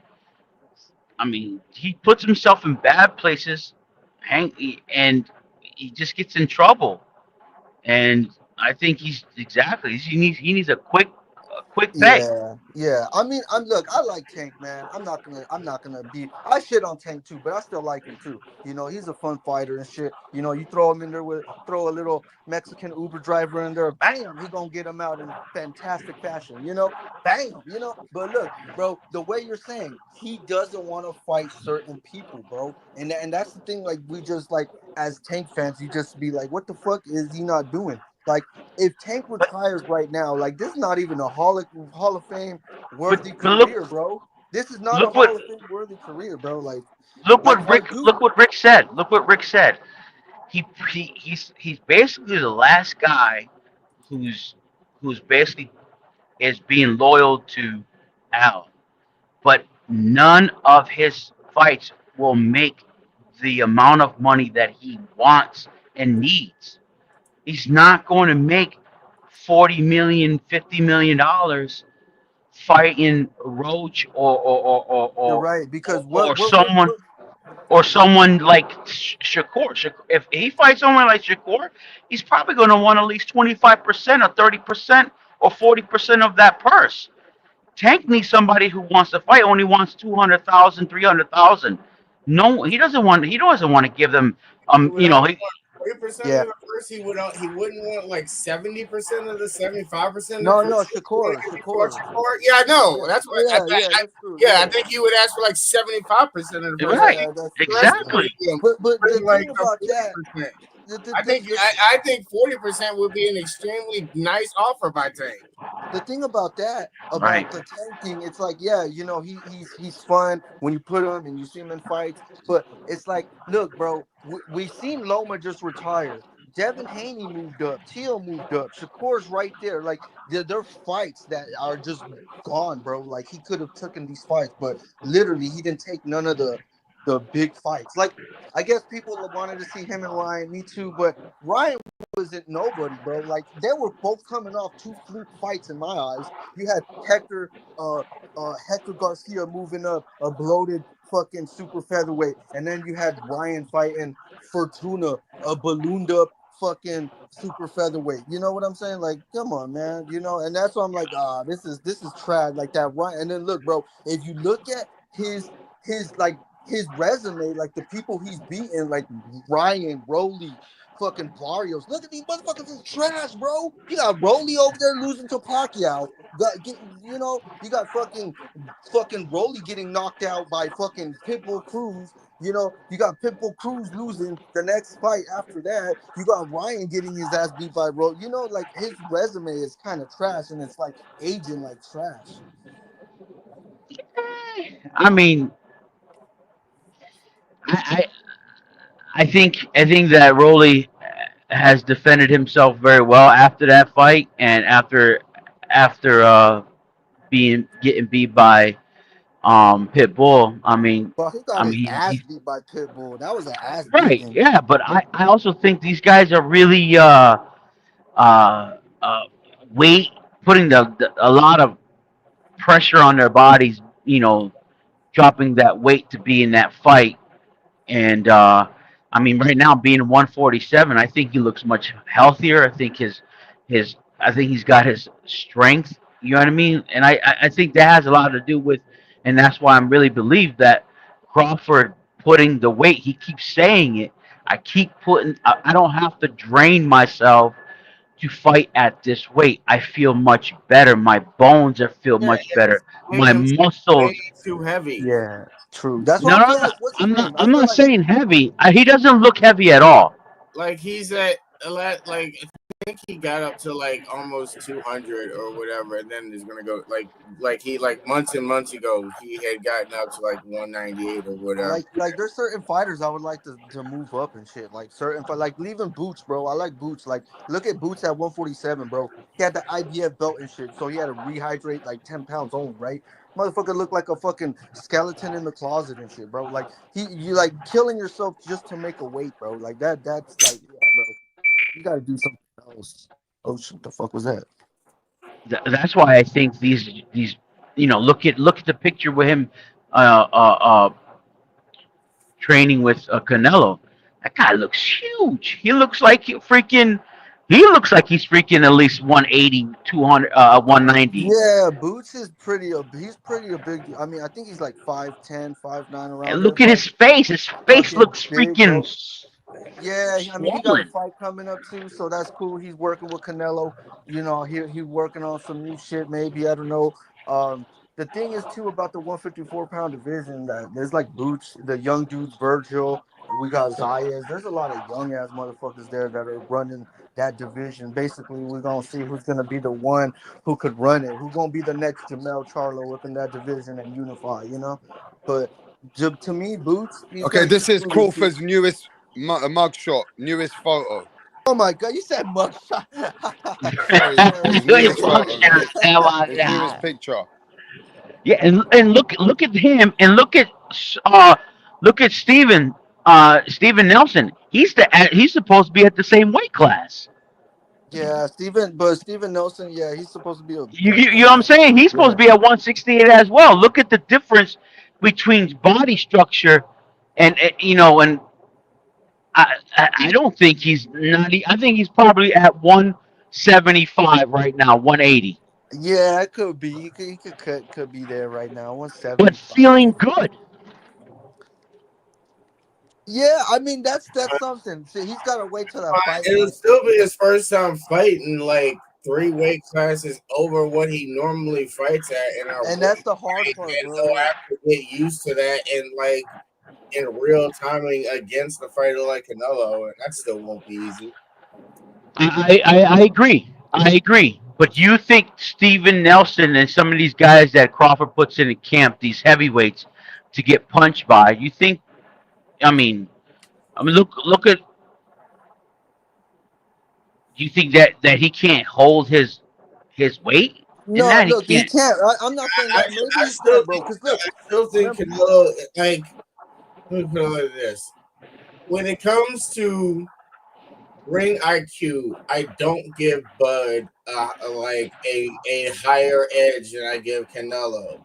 So when it comes to everything else, I do give Canelo a higher edge when it comes to like being used to the weight, being at the weight class. The Bud having to move up like weight classes. I give like Canelo and like I see Canelo having an advantage in so many of those areas. I just think that this won't be as much of a contest as you guys at least you and Rick think it will be. Okay, listen. I totally. Your name is Jay, right? Yeah. Jay, I understand that you really believe that Canelo is going to wash Crawford, and I respect your take. But I just got to ask you a question. Mm-hmm. You believe that Canelo washed Berlanga, right? I didn't see the Berlanga fight. I'm not judging this off of Okay, so like you didn't see that fight at all.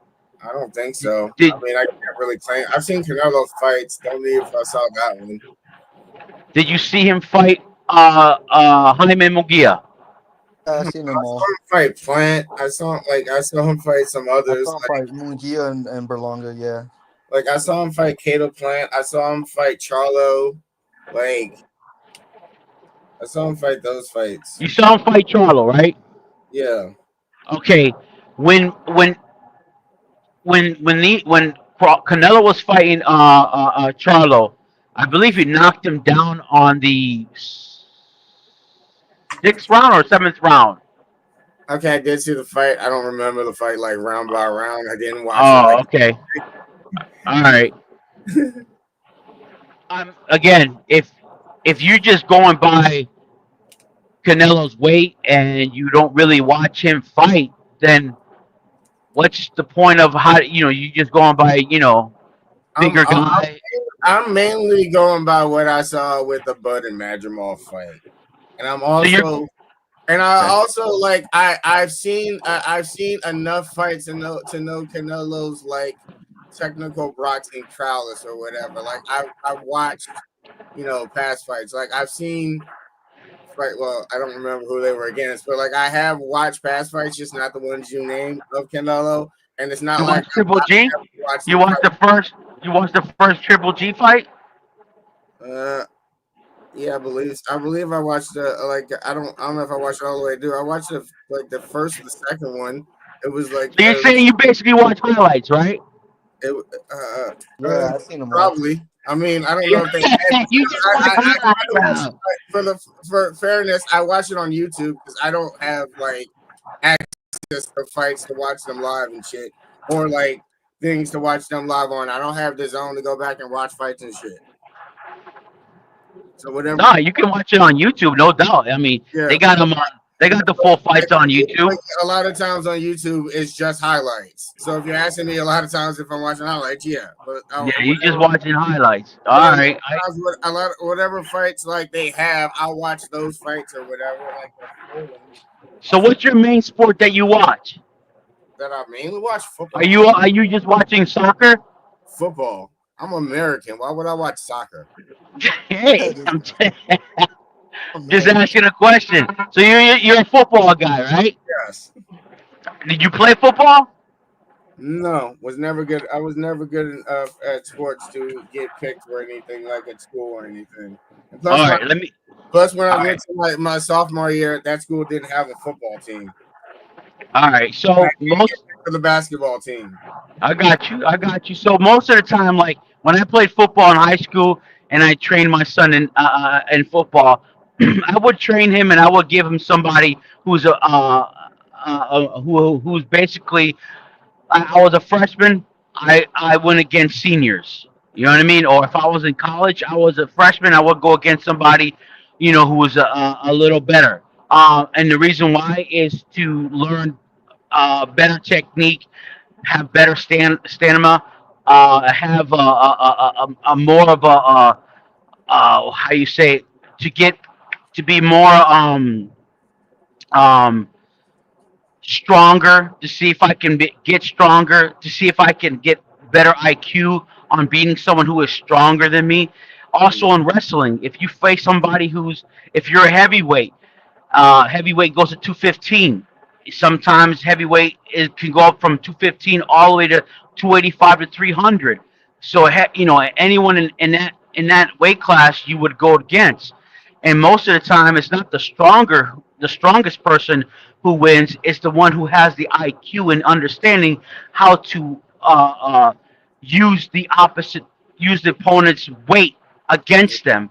And I think a lot of times with Crawford, he uses, and this is what I see him do, like in the Madrimov fight. Say, since you watched that fight, it's what your opponent does that you can capitalize, and that's what I believe. Yeah, Madrimov was hitting him with the right hand most of the time, 25 times, I believe, 25 to 30 times, but that's all he had, and he didn't have nothing else to offer. He had no other offense other than freaking back and forth, juking. That's all he was doing. But he was being tagged most of that fight all the time, especially with Crawford's jab. He was getting tore up tremendously with that jab. And for Crawford to hit him constantly with that jab and having somebody juke all the time, hesitate. That was I know it was a sleeper. It was a snooze fest in a sense till round 8 or 9. But Crawford was really tagging that guy very hard. And I think Canelo is someone who has head movement, and yes, but he has to be stationary. Canelo does not punch while he's moving, and I think that is going to be one of the important parts of Crawford's IQ. When Canelo stops and he throws, what is Crawford going to do? And most of the time, Canelo's opponents will duck, block their midsection, and their head inside their gloves. And Crawford and Canelo would tag them. But with Triple G, he didn't do that. Couldn't do that because Triple G punched while Canelo was punching. And I think that's what's the difference between Crawford. Crawford punches while you're punching. I don't think Crawford's punches will affect Canelo as much as Triple G did, but I could be wrong about that. You know, you. I mean, it could be that way. He may not be affected, but I definitely will. I believe that it will stop him in his tracks. I don't believe. It's I hard. see that to believe it, but we'll see. If I'm wrong, I'll be wrong about that. But like, I don't really believe that. But what you believe?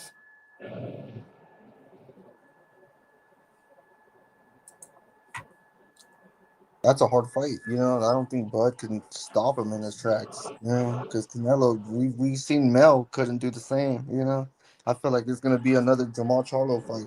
I mean, for real, but did Bivol really stop him in his tracks, or did Bivol just like win a No, fight? no. What Bivol did, bro? What Bivol did? Remember, Bivol's a bigger guy, bro. He's not Jamel Charlo. He's bigger than that. He's a light heavyweight. So what Bivol did, bro, is like, yeah, bro.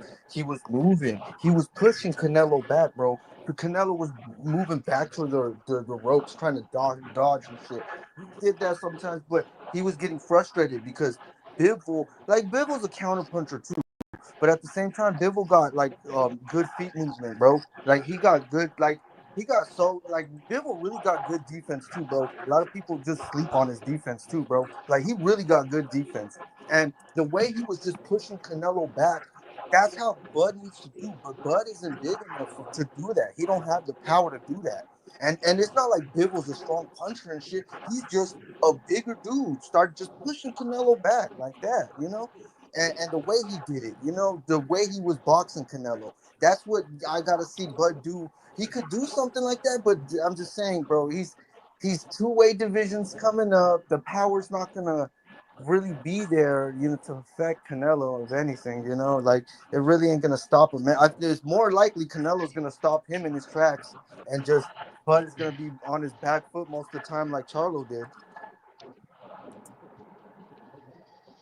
But that's what I think. Yeah, I don't see that at all, my guy. I don't.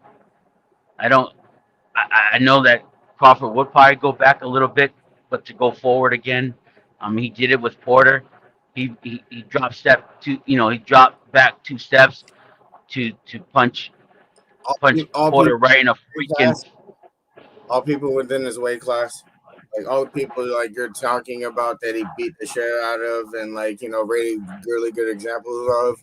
They were like 4 weight classes, but no Canelo, and I don't think Canelo's ever really been knocked out.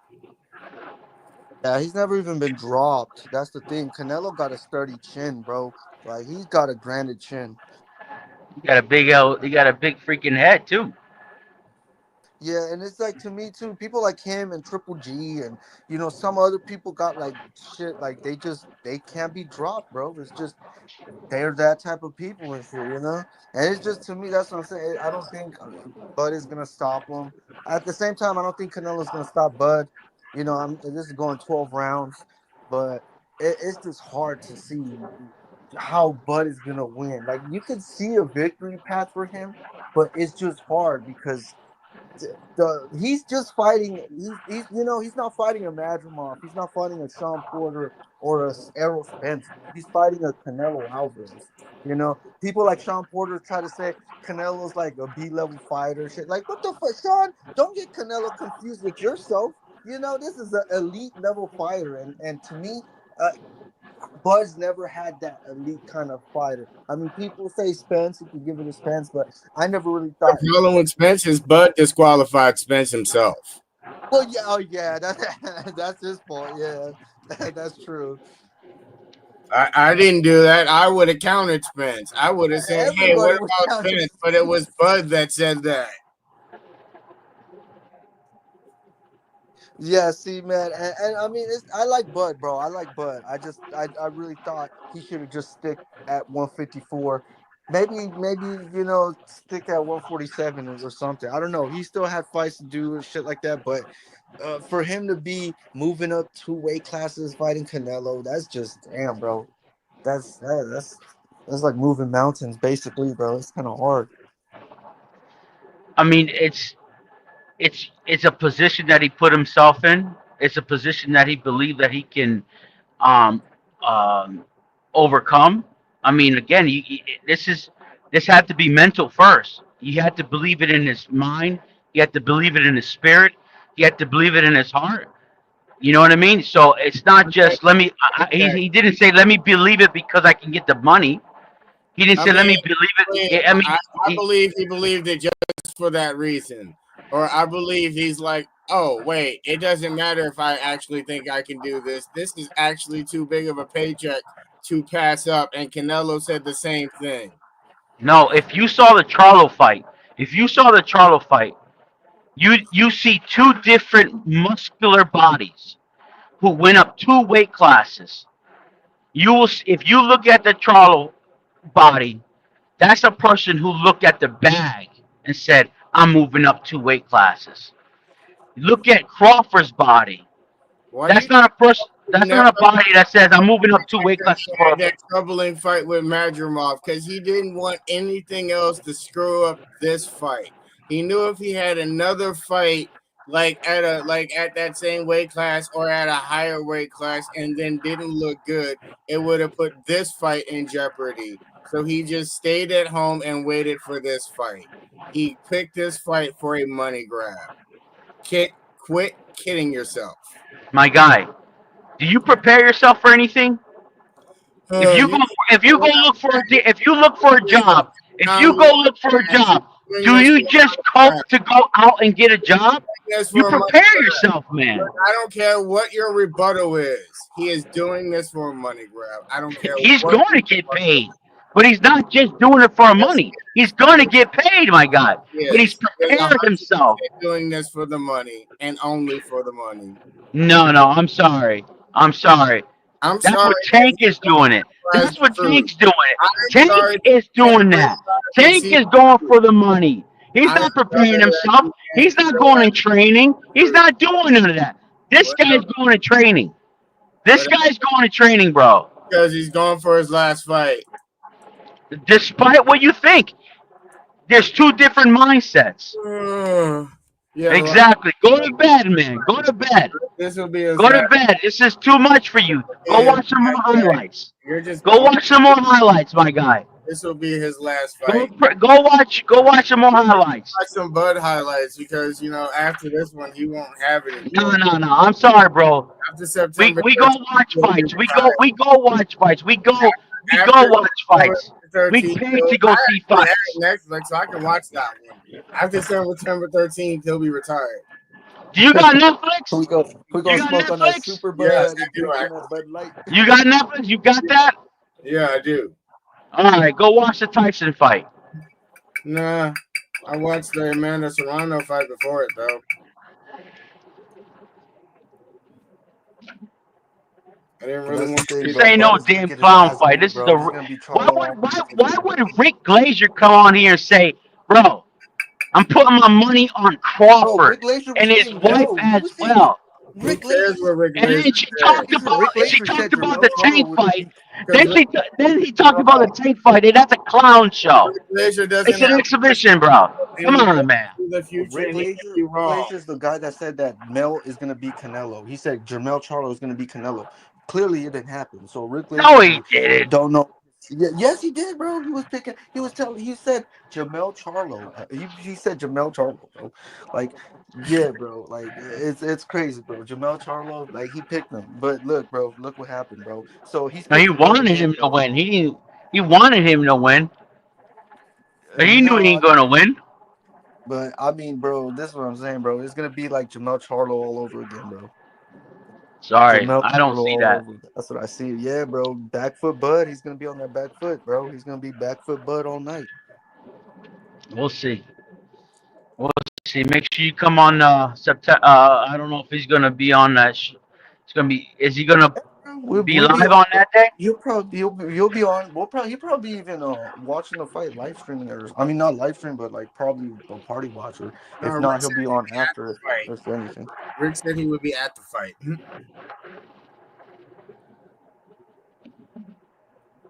I mean, shit, Bud. He's gonna get his ass beat. So he sold his all for that payday. So I mean, it's worth it. Fuck it.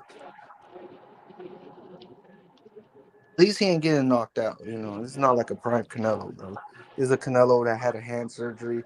He still got power to drop people. That power is gonna turn our beer to Bud Light, our drinks. You know, Rap's gonna be sipping on tea, and then when Canelo drops Bud, that shit gonna turn to Bud Light out of nowhere. You know, like, you know, he still got power, bro. We can't say he don't, but I don't see him stopping Bud.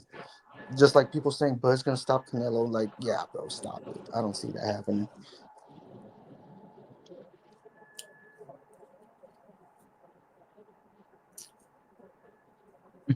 Man, that's a retirement fight for Bud, bro. This is a retirement fight. If anything, bro, he's not coming back. He's especially not coming back down to 154 with them killers. Hell no, Ain't no killers at 154. The only one that might be a killer when he beats Fundora is Keith Thurman. bro. Keith is not even a killer like that. Just because he knocked out someone in Brock Jarvis, who was a little tiny dude, that was a nobody, bro. Like Keith Thurman really didn't show me nothing at 154 that he's a killer. But we got some young fucking dudes like Virgil and Fandora and all these young dudes. So I don't think Bud wants to fight any of those dudes. Look, he already had Madrimov, that dude, pretty young too. You know, he was an old chicken and shit. You know, look, had a hard, tough fight with that dude. You know, how do you think he want to come back to that fucking division that's full of youngsters, bro? There's like everybody coming up is not even 38, 39. They're fucking not even 30 yet, bro. I think the only guy who's at 154 that has is Keith Thurman and Fundora. I think those are two guys that are really, really. Uh, Fundora, I don't know, bro. He's trash, I think, bro. Like he's no, he good, but he's destroyed Tim Zoo. bro. Tim He Zoo's nobody. he freaking made Tim Zoo just quit. Like, dude, Tim Drew kind of sucks. Like Tim Drew's not just good. go to bed, bro. Go to Bro, bed. Tim Zoo sucks, bro. I'm sorry, bro. Tim Zoo, he wasn't that good, bro. Like we've seen Fundora barely beat him in a fucking, and that was a late replacement, like late notice replacement shit, right? And then look, with a full camp, he just fucking fucked his ass up. Like Tim Zoo is trash. I'm gonna see. That's gonna be a hard fight for Thurman, but Thurman, he's not gonna be beating people like Boots or Virgil or some of these young guys. He's already like, you know, he needs people like Mario Barrios, that type of level. You know, those guys aren't no Mario Barrios. Virgil would fuck Mario Barrios up. You know, like these young dudes right here, Bud ain't gonna want to fight. Thurman ain't gonna look to fight. Spence, you know, he don't want to fight no more. You know, so yeah, man, that's how I see it.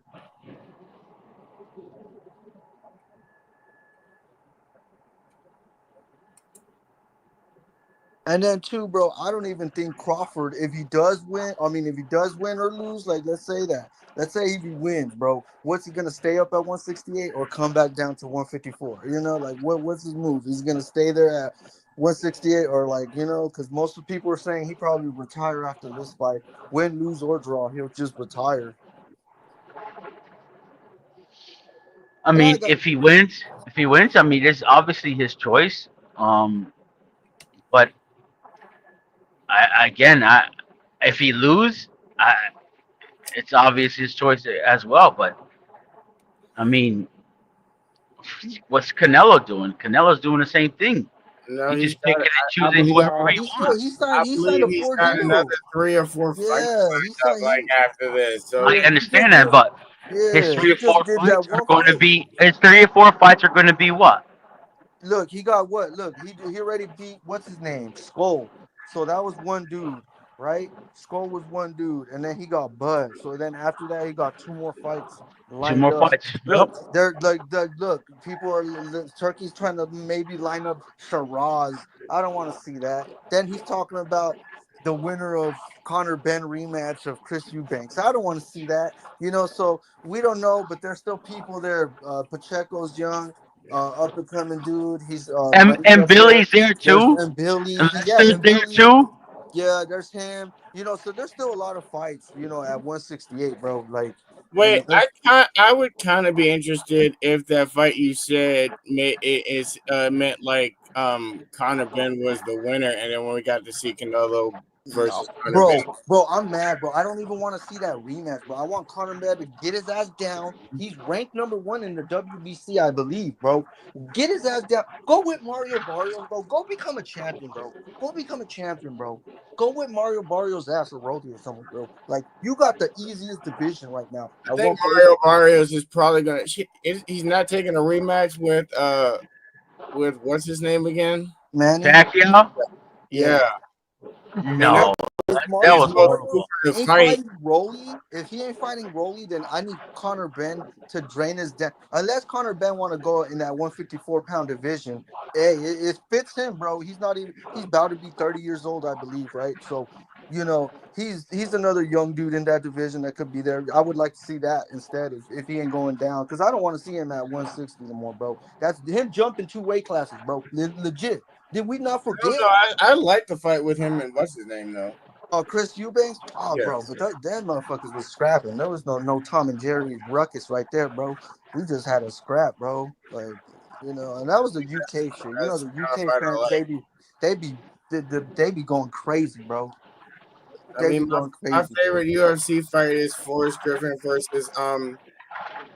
versus that other dude who was in the show or whatever, who was just like the biggest scrap of them all or whatever. So it's kind of fights I like.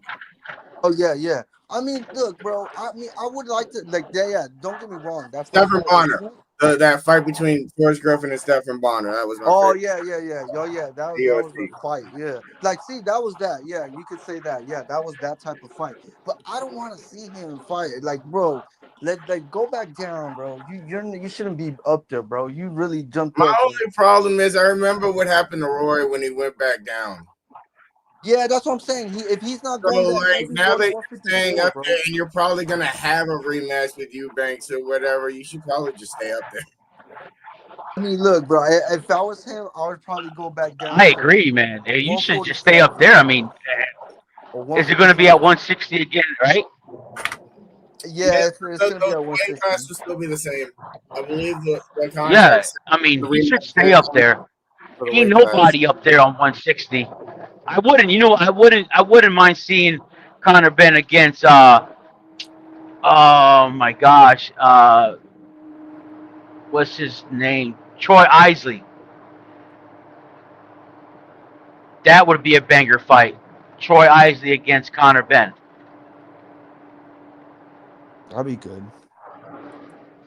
I would like to see Connor go down to 154, if not 147 or There's a lot 154. of freaking people over there, man. For that, just have a freaking tournament. 154 tournament if he goes. I mean, there's so many people over there. So many. And they're still ducking each other. No champions want to fight each other. No Yeah, champions. there's a lot of Nobody people wants there. to freaking unify. Nobody. Yeah, I mean it's kind of different too because I think all the belts are like, who has the belt? We got Zayas, he's in top rank. We gotta wait to see where they're gonna be signed because clearly, unless they give him the turkey or something to do a fucking quick fight, or they could do something, unless they want to wait to get a network deal and put them on. I don't know, bro. Right now, they got to move Zayas. They got to put him in a fight or something. Because look, bro, we don't even know when are The, they gonna get a network deal done. Who are they gonna be with, and shit like that, bro. Like they got to get that shit the, done the quick. kid the kid won the WBA belt. Was it Friday? Friday, yeah, Friday or Saturday. He won that belt. That was Fedor let go, and now guess who wants to fight him? I Charlo. think they're saying Virgil or someone. I No, don't know. Charlo. Oh, Charlo. Yeah. Well, I'm Yeah. hearing too. The Golden Boy was trying to put Virgil in the mix with him too. Zayas and Virgil. So there's a couple fights for him. Charlo, I don't want to see Charlo back at 154. That motherfucker needs to fight at 160. Fight Lara, then fight Janabek. Those are 2 fights right there. That would be freaking awesome. Yeah, bro. I don't want to see him fight. Put him in a fight night card with his brother. Stack him up, co-main, main event. put him in the main event with Laura, have his brother fight that dude that beat Caleb Plant for that belt, or so. You could do shit like that. Like PBC, they gotta just get their shit together. I mean, they're broke, but still, like they could do little moves and shit. But that's a fight for me to me, because I like Jamel. So if I'm his manager, his team, I'd be moving him that way. Like, go to 160, not fucking 154. We're done with that. Just get a new belt, get a new division, new faces, like, yeah, bro, like that's it. Because it's like if he goes back down, he gonna weight train himself again, and yeah, bro, kind of makes sense for Conor Ben to do the same, like 154, not 147. So I would do that if I'm Jamel, bro. I agree. I freaking agree. I mean, why stay there? I mean, you haven't fought over what, 2 years? Yeah, In bro, is two, what Canelo's last fight was, what, yeah. 2022. So that's basically, yeah, bro, coming up to 2 years, bro. You're right. Long ass time, bro. See, he ain't Keith Thurman too, bro. I don't know how rusty he gonna be, bro, if he come back. 2 years, bro. That's a long ass time. He need to take a Brock Jarvis fight and put him in there with Brock Jarvis. Everybody beat up Mark Jarvis, man. You gotta stop. Leave that boy alone, man. That guy's getting beat up by everybody. Let's get Jamel Charlo with Brock Jarvis. Oh my god. That'd be cool, bro. We need Jamel Charlo at 160. We got the brother at 168. That's what I want. For them to do. Have them meet at 165 and have the two brothers fight. Have the two brothers fight this guy. Charlo versus Charlo at 165 catch weight. Who? Charlo versus Charlo. Oh my god, bro! They ain't gonna do that shit. 160. So 165 is a fair. Wait. Let them get the belts first. Let's make it a champion versus champion. Yeah. Get that If you wait for shit, I've learned if you try to wait for shit like that, it gets ruined. Clearly, bro. Clearly, look at look at what Jamal Charlo did. You can't have shit like that. Just make a fight. He got an easy fight, but then I knew, like, it's funny because I seen that fight. I'm like, damn, they gave Jamal Charlo the easiest fight, and then I looked at the fucking opponent for Plant. I'm like, oh man, Plant could lose this fight. This gonna be a tough fight for Plant, bro. And it was, bro. Clearly he lost, and I was like, there goes the bag. Even Jamal Charlo says, look, he fucked up the bag. He fucked up the bag. Like, god damn, bro. Like, I guess we're gonna see Charlo against that dude. So that'd be a good fight. I wouldn't mind. I wouldn't mind seeing. And that dude is the WBA interim champion, so he's up there in line to fight for Canelo soon or some shit. So I think that would be smart for Charlo to be him, call out Canelo or something, Mm-hmm. But Jamel, bro, fuck 154, bro. You gonna kill yourself, drain yourself, and then bro. Go to 160. You got easier fights there. There's an old man named Laura. He's still good. He's not, he's still good. He's got a belt. Get that one first, and then there's a killer right there waiting for you named Janabeth. Take that fight, bro. All right.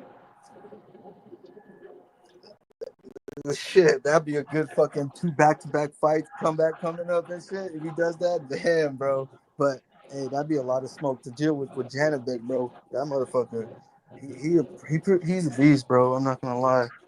Janabek is a problem at 160. Yeah, I don't see why.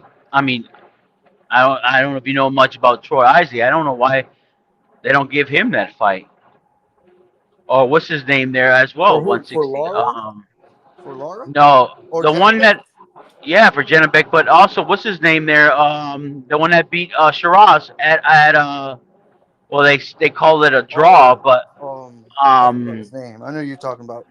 the Dominican guy, the Dominican brother there, not Lubin. What's not Lubin? What's his name? Oh my gosh, I forgot his name. Yeah, he wants that freaking smoke. That's the thing too. Janabek is like I forgot But he what actually dunked promotion. it. He don't want to fight Janabek. Wait, I forgot what promotion he's in, but I mean, yeah, bro. Like, I think he's kind of like the one dude that's getting ducked. You know, that's why I feel like I want that one dude. Fuck, what's his name? The IBF champ at 154 to move up to fight Janabek, bro. That'd be dope. Oh, he said he wanted to. Not Bakram? Bakram. Was it Yeah, Bakram? Yeah, yeah, Bakram. yeah. That'd be tight to Or see. It's not Boychek, right? No, it's not Boychek. Boacek, No, it's Boacek, Bakram. no, Bak, yeah, but Boacek, he's fighting at 160. I believe he's gonna be in the Canelo undercard, bro. Oh, okay. Yeah, he's moving up to 160. Right. I So thought now let me just say this. So two people came on the live today. One of them is Rick Glazier, and the other one was Montel Griffin. Rick Glazier is a guy that's in the sport as an agent, and he has Terence Crawford beating Canelo and spanking him. Easy. But Montel Griffin, the boxer, says, I'm a boxer, and I don't see Crawford beating Canelo Alvarez. Canelo is too big and will dominate at some point in the fight. Which guy do you think is speaking the truth? Don't forget his wife said the same boxer. thing. I think the boxer. So who do you think is speaking the truth? Montel Griffin. All right, well, you guys tell me about that. Go ahead. We've already talked about that for a little while. Montel Griffin is a boxer, but I want to know why he's saying that when he fought James Toney, when James Toney is a freaking kind of the same thing as Canelo, a puncher boxer, and he beat him. Why can't he do the same thing? Yeah, but Why I can't don't Crawford do the same understand thing? how Rick Glazier is telling everyone Crawford's gonna beat Canelo easy though. That's made people think, what's But going on? also, what? I mean, isn't what Bud's attempting like only something Roy Jones did from like skipping, like, you know, weight classes to go to another weight classes and then win a title or whatever? Yeah, Roy Jones went to heavyweight and did it. Yeah, I know, but my point is, he's like, it's not the same. It's not going to the same weight class, but it's still like going up like the same amount of weight classes or whatever, like 3 or 4 weight classes. No, what Roy Jones done, he created history. He's done something that not many people have I ever don't done. think Bud's as good as Roy Jones to be able to repeat history.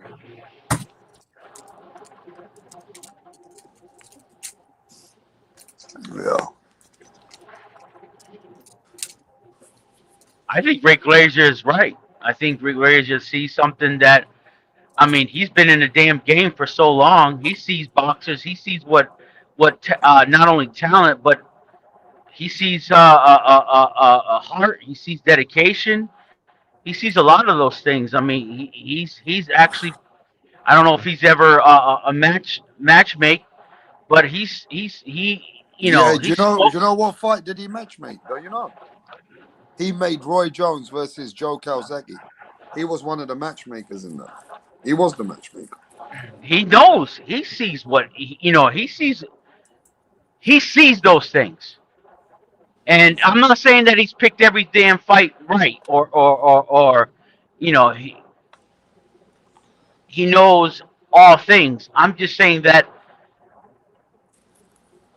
he sees something in Crawford that can beat Canelo. And No, not but only forget that, about he sees something that can beat Canelo. What do you see?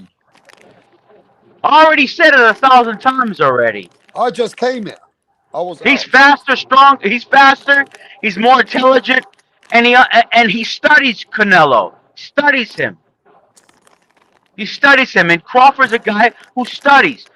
He doesn't just play chess to freaking fool around So what to are you collect. saying? Canelo is a dumb student and Crawford No, is an I didn't intelligent say that student. at all. I'm what saying That's what he's saying. That's what he's no, saying. I'm That's what you're saying. You're saying that Canelo is a dumb fuck. Bro, you're saying Canelo is a dumb fuck. I'm the guy's saying. worth $1 billion. I'm He's a man saying. that's got an empire around the world, I'm 145 gas stations. You're saying he's a dumb fuck. I'm saying Crawford's a little more intelligent than he is in Why? boxing. Because he beat Earl Spence. That's why. No, I didn't So know no, you telling me? So you that's telling no, me? oh. So you telling me that you because was thinking about he's this been fight? put. You was thinking about this fight before Earl Spence? He's been in a lot difficult challenges than Canelo. Bro. More That's than what Canelo? Who is Rick he beating Glazer that's too, better man. than Canelo? That's the thing with Rick Glazer. He gonna see Canelo power. He gonna drop Bud. Rick Glazer's wine gonna turn to Bud Hey, Light. yo, I just want to tell Punch something. Punch, you weren't here earlier. Hmm. Montel Griffin was on the channel, yeah? But there's Yeah. some stuff that he shared with us that Hmm. maybe later when you get a chance, he'll tell you certain stuff about certain things that he saw in the sport and some dirty stuff. And anyway, you'll see it when you see it later, yeah? All right. All right. Go ahead, guys. Well, I think that that common sense is that Canelo Alvarez beats Bud. That's common sense. Ain't nobody was really talking about this fight. Everybody, no, really, 95% of the boxing world didn't imagine this fight.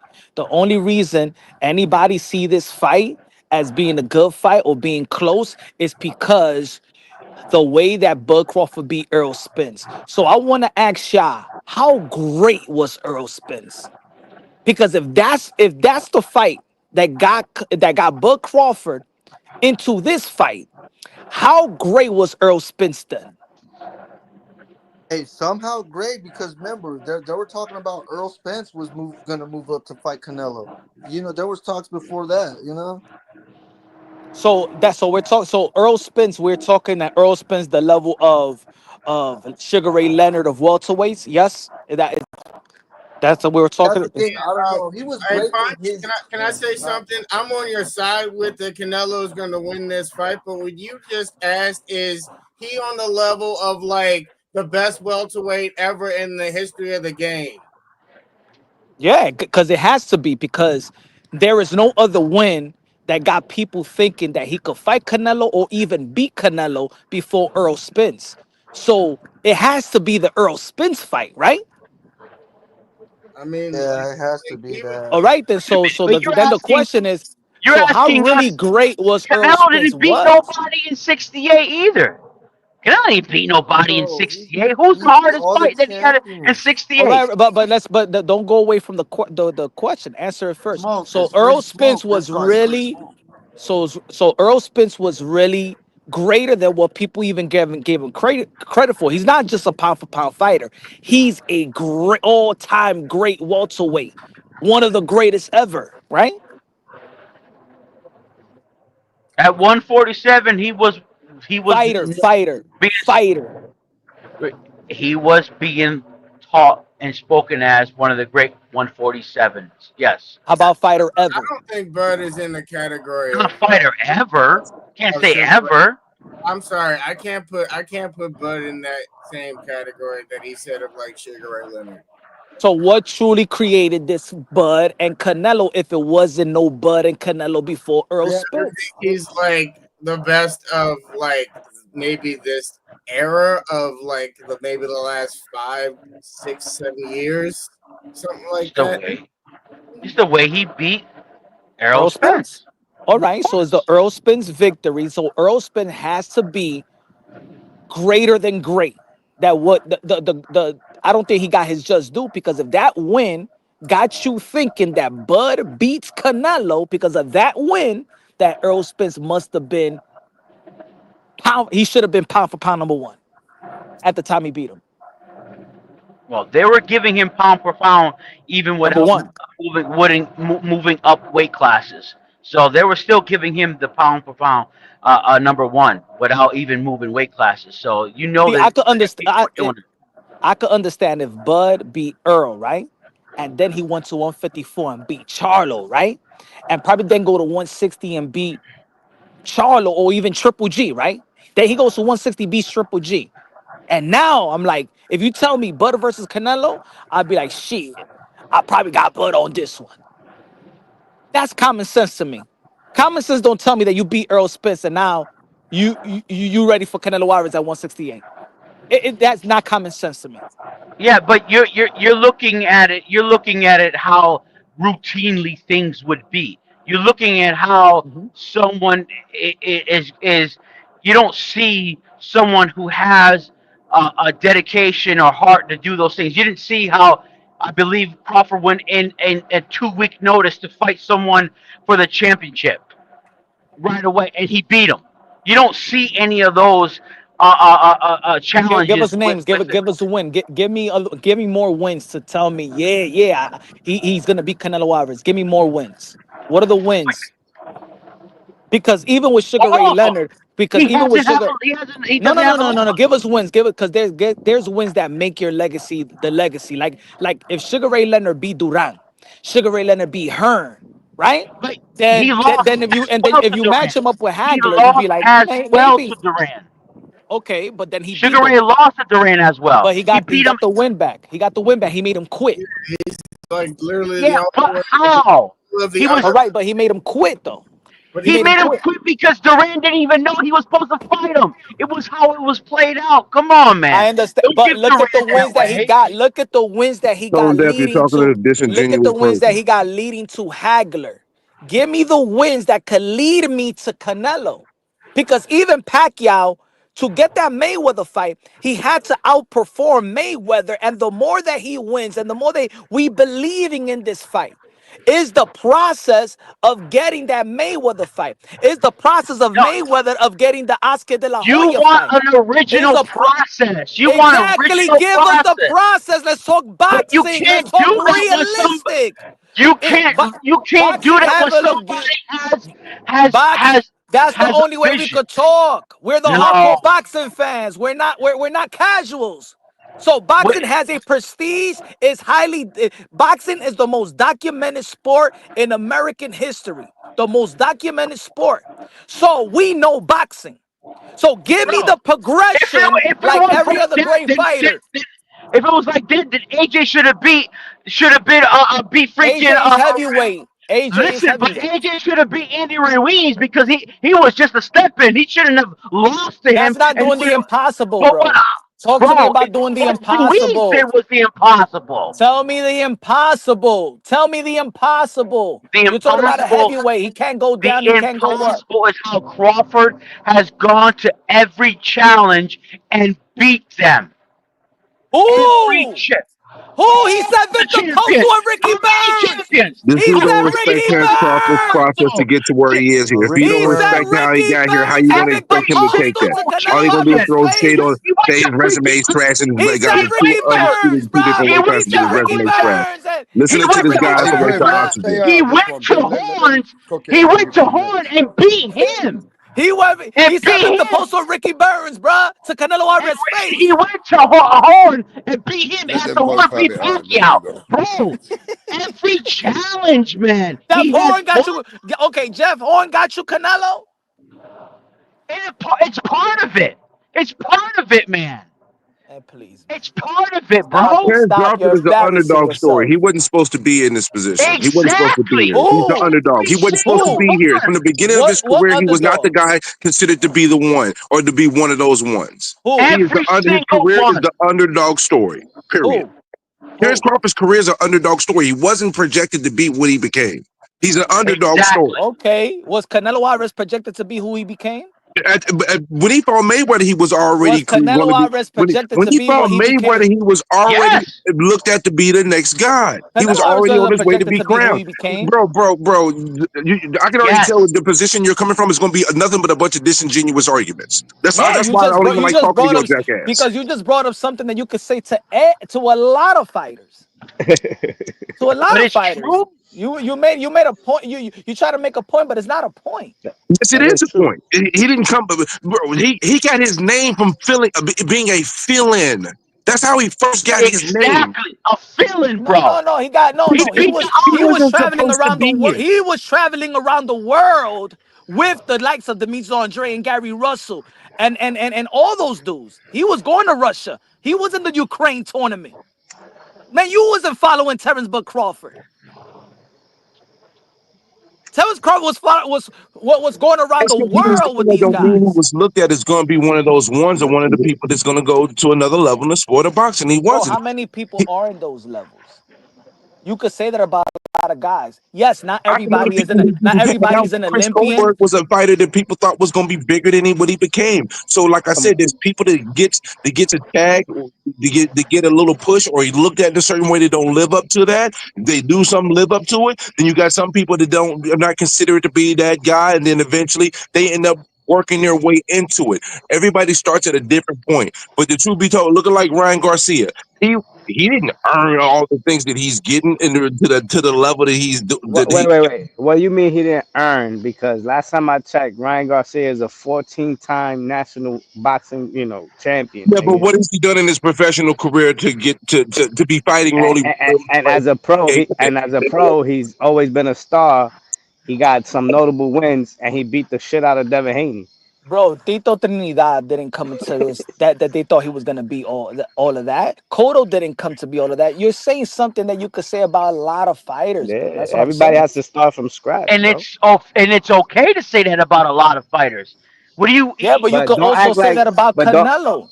but don't act like, Canelo wasn't this prestige amateur that went to the Olympics and won a gold or something like that. nah. You could He say the wouldn't. same thing about Canelo. That's my point. That it is irrelevant to put it on Bud and not putting it on Canelo. Because Canelo has so much fight because he really didn't have an amateur. He became pro at And, 15. and let's be real. Nobody here on the panel was ever thinking about Crawford fighting at 168. Period. Nobody. Against anybody. 100%. Agree. That's agreed. And, But guess and what? if it wasn't for the Canelo fight, what fighter at 168 you would have been picking Crawford to beat right now? Exactly. Ain't nobody was saying no damn Crawford and David Benavidez. So y'all stop capping. Yo, we wanted the Fundora fight, but Fundora chickened out. Ah, Or Fundora, don't did give me that anybody? All shit. right. What's So his name? Listen. But what did he do? Fedora What's his didn't. name? First of all, Freaking Fedora didn't fucking chicken out. Earl Spence Last jumped time, in the so ring. last why time you I in checked, why you in Jumped in last the time I ring. Crawford? checked, Terrence Earl Crawford, Spence jumped in the Terrence ring. Crawford, But the Terrence Crawford champions. Why said you ain't call he for was Bud gonna and let Earl Benavidez? get his fight. Why you ain't call for Bud and Benavidez then? We all did. He was You call given an for Bud. opportunity to That go. yeah, When yeah, yeah. people That's did, the fight why that did we call for We Benavidez? all did. that's the Chucky gave him realistic an fight. opportunity to go to Oh, that was a 168. troll call out. That was And trolls guess of the what? fans. Benavidez didn't have no That belt, was no trolls nothing. of the fans, He bro. had nothing to Stop, bro. offer. Stop. Crawford goes Stop, bro. after belts. He goes after legacy. Bro, ain't Benavidez don't no, have he no wasn't calling out legacy. no David Benavidez, bro. Benavidez has no legacy Crawford under was him. calling for Come Jamel on, Charlo man. after the fight. He did. Crawford Guess what? was And calling who? Jamel And Charlo. your uncle Al freaking said, no. I don't want you to lose Crawford that. called out No. Jamel Charlo. And he did. Exactly. We all saw it. No, And exactly. So Crawford was not this guy Your chasing uncle around guys at Al. 168 What or did your uncle 160, do? bro. What did your uncle do? What did your uncle do? I don't know who you're talking What about. did your uncle Al do? He sells leather in Wisconsin. You already know what he did. Uh, Your uncle Al got scared and didn't want Crawford to take somebody He else's. put Charlo up against Canelo, right? Yes. Why? Oh, so he got scared. Why? So you give Al Heyman shit for putting Charlo versus Canelo, but you praise this fight. Oh, No, because I didn't know. I wanted Charlo to How much you win. want to bet? How I much you want to want bet Charlo to win. if Uncle Al would have put Bud Crawford and Canelo, you would be shitting it as well. No, You don't man. respect Stop the it. fight. You just Stop don't like it. Al. See, you No. expose yourself. Cut it out. Al Uncle made himself Al. up. So you say that Al messed himself up. Yo, Al could Charlo have had. ducked Crawford because he went to fight Canelo? No. And Crawford gets praised Al for fight wanted to make Canelo? more money for himself. I just want to know if y'all gonna fucking give That's Crawford weird. for running and surviving like Charlo. I just want to know if he fights the same fucking way, are y'all gonna sit there and bitch and cry about Crawford going up there just for a money No. grab? You know what they're gonna say, bro? They're gonna be like, nah, you know what I'm saying? At least Bud Crawford, he dared to be great and move up 2 division up. Yo, at least he did. Hell yeah. He did. That's all they're gonna say. They're He not did gonna say that he pretty got great. whooped. They're not gonna say nothing. Hey yo, Nobody ain't gonna get I'm gonna tell you whooped. like this: when there is no, when there's not, when the other fighter is in a lose situation, or he's in a no win situation, that this is a mismatch. Because a real 50-50 fight and a real fight, both fighters get major credit if they win or if they win. Look at the odds, bro. You don't think there's a That's fake 50-50 fight? odds. That's Come Who fake cares? on, Who odds. man. cares? Who cares about the odds? That's just for That's you to fake lose your odds. money or make money. That's it. That's fake odds, bro. All right, that's fake odds. Let's It be is real because though. if you look at, you know why? Because if you look at the beginning, as soon as last year when people was making the odds, they had it real wide. So you tell me in between when Bud hasn't even fought that it became almost a 50-50 fight and Bud hasn't Yeah, even fought. yeah, because the bud actually said, you know what? I'm going to beat this guy, and he actually took. Oh, cause he said it. Ooh, No, no, no, no. He put the effort in. Look at his body. He put the effort in. He didn't do a Charlo. He didn't do a yo, Charlo. must You're I not you're not remind you're ya? not but Wait, you're not wait. Must answering I remind ya that you're not answering the Kell question. Brook showed up cock diesel for fucking Triple G, and Triple G still broke his face in like he didn't belong at the weight class. He fought though. Yeah. And what did it get him? It ended his career. The worst decision he ever made for his career. He was never the same. Got his face broken in by a bigger man.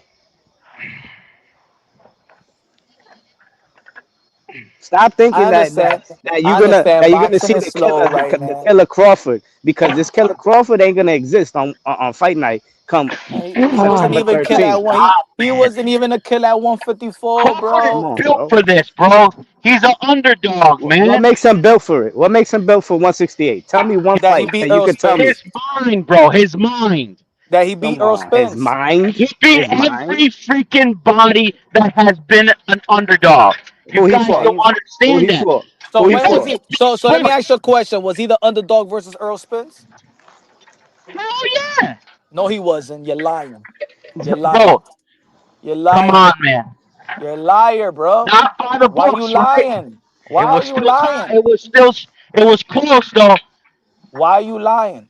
Everybody knows he Stop was the calling people favorite. liars. They can be making mistakes. Stop calling people liars. You lie too much to be Bro, he calling was the people liars. favorite, bro. So you so Before Brim. he was a favorite. So Brim, because you just don't like when I be smoking you, you're gonna honestly Every say You that don't be Bud smoking Crawford was nobody. Bud There's no. Crawford the I'm how seeing underdog you many flat versus out Earl lie for Spence? yo, fighters you that you just rooting said for, and you always want to talk about Was somebody Bud else lying. Stop Crawford the calling you anybody a underdog liar when versus you are Earl he was willing Spence, to saying lie Brim? for fighters that you odds root for. Brim, So stop the Brim, yo, you bullshit. just said Brim, the you a odds Earl Serious. maker. Spence fan. Bull Stop the crap. And bullshit. now You you a big and Earl now Spare you me the Spence call fan. him bullshit. favorite. Spare You're me the so bullshit. whack, bro. Brim, And stop putting your leg up when you punch the bag too. Brim. Are Punch. you are you saying that Earl Spence was the favorite? No, he wasn't the favorite. We knew All that. right, then. Sorry. So shut the fuck up. So he But ain't you do just nothing put that in his incredible. you just He called ain't the do odds nothing. He maker ain't do fake. nothing that was not expected. He didn't do Oh nothing my that was not god. expected of him. Uh, Go ahead, Brim. You got him. I gotta pull this trailer out. Got you. Smoke City. Good night. Yo, Brim's getting called out. Brim, why you not answering? What are you talking about, dude? He's saying Cause he he's had him. Cause asking, he he's telling you knows something, and you're not answering. You made What the was the statement. question? What was the question? What was the who question? What was was the the? You favorite didn't to hear it. win, Bud Favorite who? or Earl Spence? Bud was the favorite to win. Okay. Yeah. And So why you just said that I'm bullshitting? Why you said I shouldn't call people liars? no, because you listen, you the type of person to be willing to lie for Forget people that about you what root type for of and then person I go call am, Brim. somebody We're else a talking liar. about Stop the Bud. bullshit. If We're they talking mistaken, about they Bud mistaken. and Stop Earl calling people liars. Spence. You have a tendency to You do that. just You need said to that I stop was doing that. lying, Stop though. calling about somebody a You liar. agree, but you called me out. You agree with me, but you called me out. Tell me that, Brim. How you make that shit happen?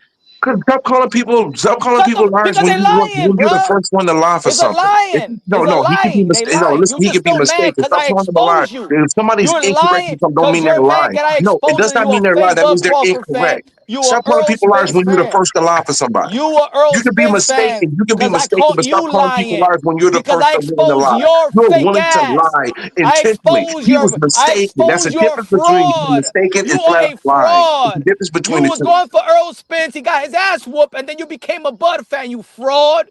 See, this is what I'm talking about. Perfect example. This guy. Perfect example. Just taking anything and saying You anything that doesn't fraud. actually He's that actually is taking not it true. to the heart. That's why I know You you a changing your mind. That's fraud, why I don't watch bro. You're your shit because I taking know it who to you the are. corner, I know bro. what type of Calm person you down. are.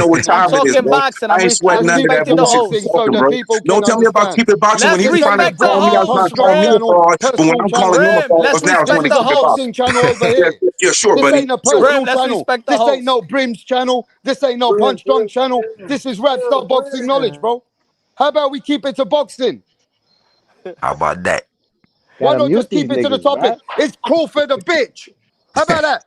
Is Canelo fucking gonna get beaten up? Damn. Let's keep it to the subject, bro. Are the Mexicans gonna get shook? Are the Latinos gonna come and beat the fuck out of the Americans? Yeah? Let's talk about that. Are the Latinos gonna come and beat the fuck out of the Americans? Damn. The Are Mexicanos. the Americans gonna shake up the game? I wanna know Latinos about all that. day. Oh, Mexico. Shit. Cabrones. Listen, I've seen everybody coming here. Rick Glazier said that Crawford's gonna beat the fuck out of Canelo. And then listen, his wife came and his wife said, no, no, no, stop that, Rick. She goes, he ain't gonna beat him easy. It's gonna be a very tough fight. His wife said it's gonna be Man, a very tough fight for Crawford. it's gonna be a Right? very Now easy watch this. fight. Rick for Glazier Canelo. said that. Rick Glazier said And that the that's how she skills. said it Let me too. finish then. All of you fuckers weren't talking before. Now I'm here. Everybody wants to talk. So watch this. Rick Glazier says Crawford's IQ is on a better level. He's just got the skills. Wait there. Then Montel Griffin came here. He's a boxer. He said, "Nah, man. There's no way Crawford's gonna beat Canelo." Damn. Montel Griffin said, "I'm a fighter. Everything Canelo brings to the table, there's nothing that I see Crawford can do to beat him." So I asked him why. He said, "Do you know that I've seen Crawford hurt more than 2, 3 times by small guys?" He goes, "Canelo's hurting big guys."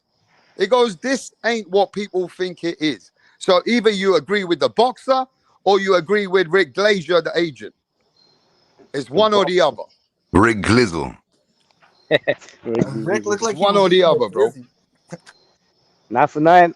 This is Yeah. gonna end like Amir Khan versus Canelo all over again. Oh Damn. Watch what damn! Crawford. Watch what Crawford get Oh knocked the my fuck out. god, Watch. that's crazy, Look, bro. Like let's I be said, I honest, don't yeah. see You that guys are taking happening. this too far, bro.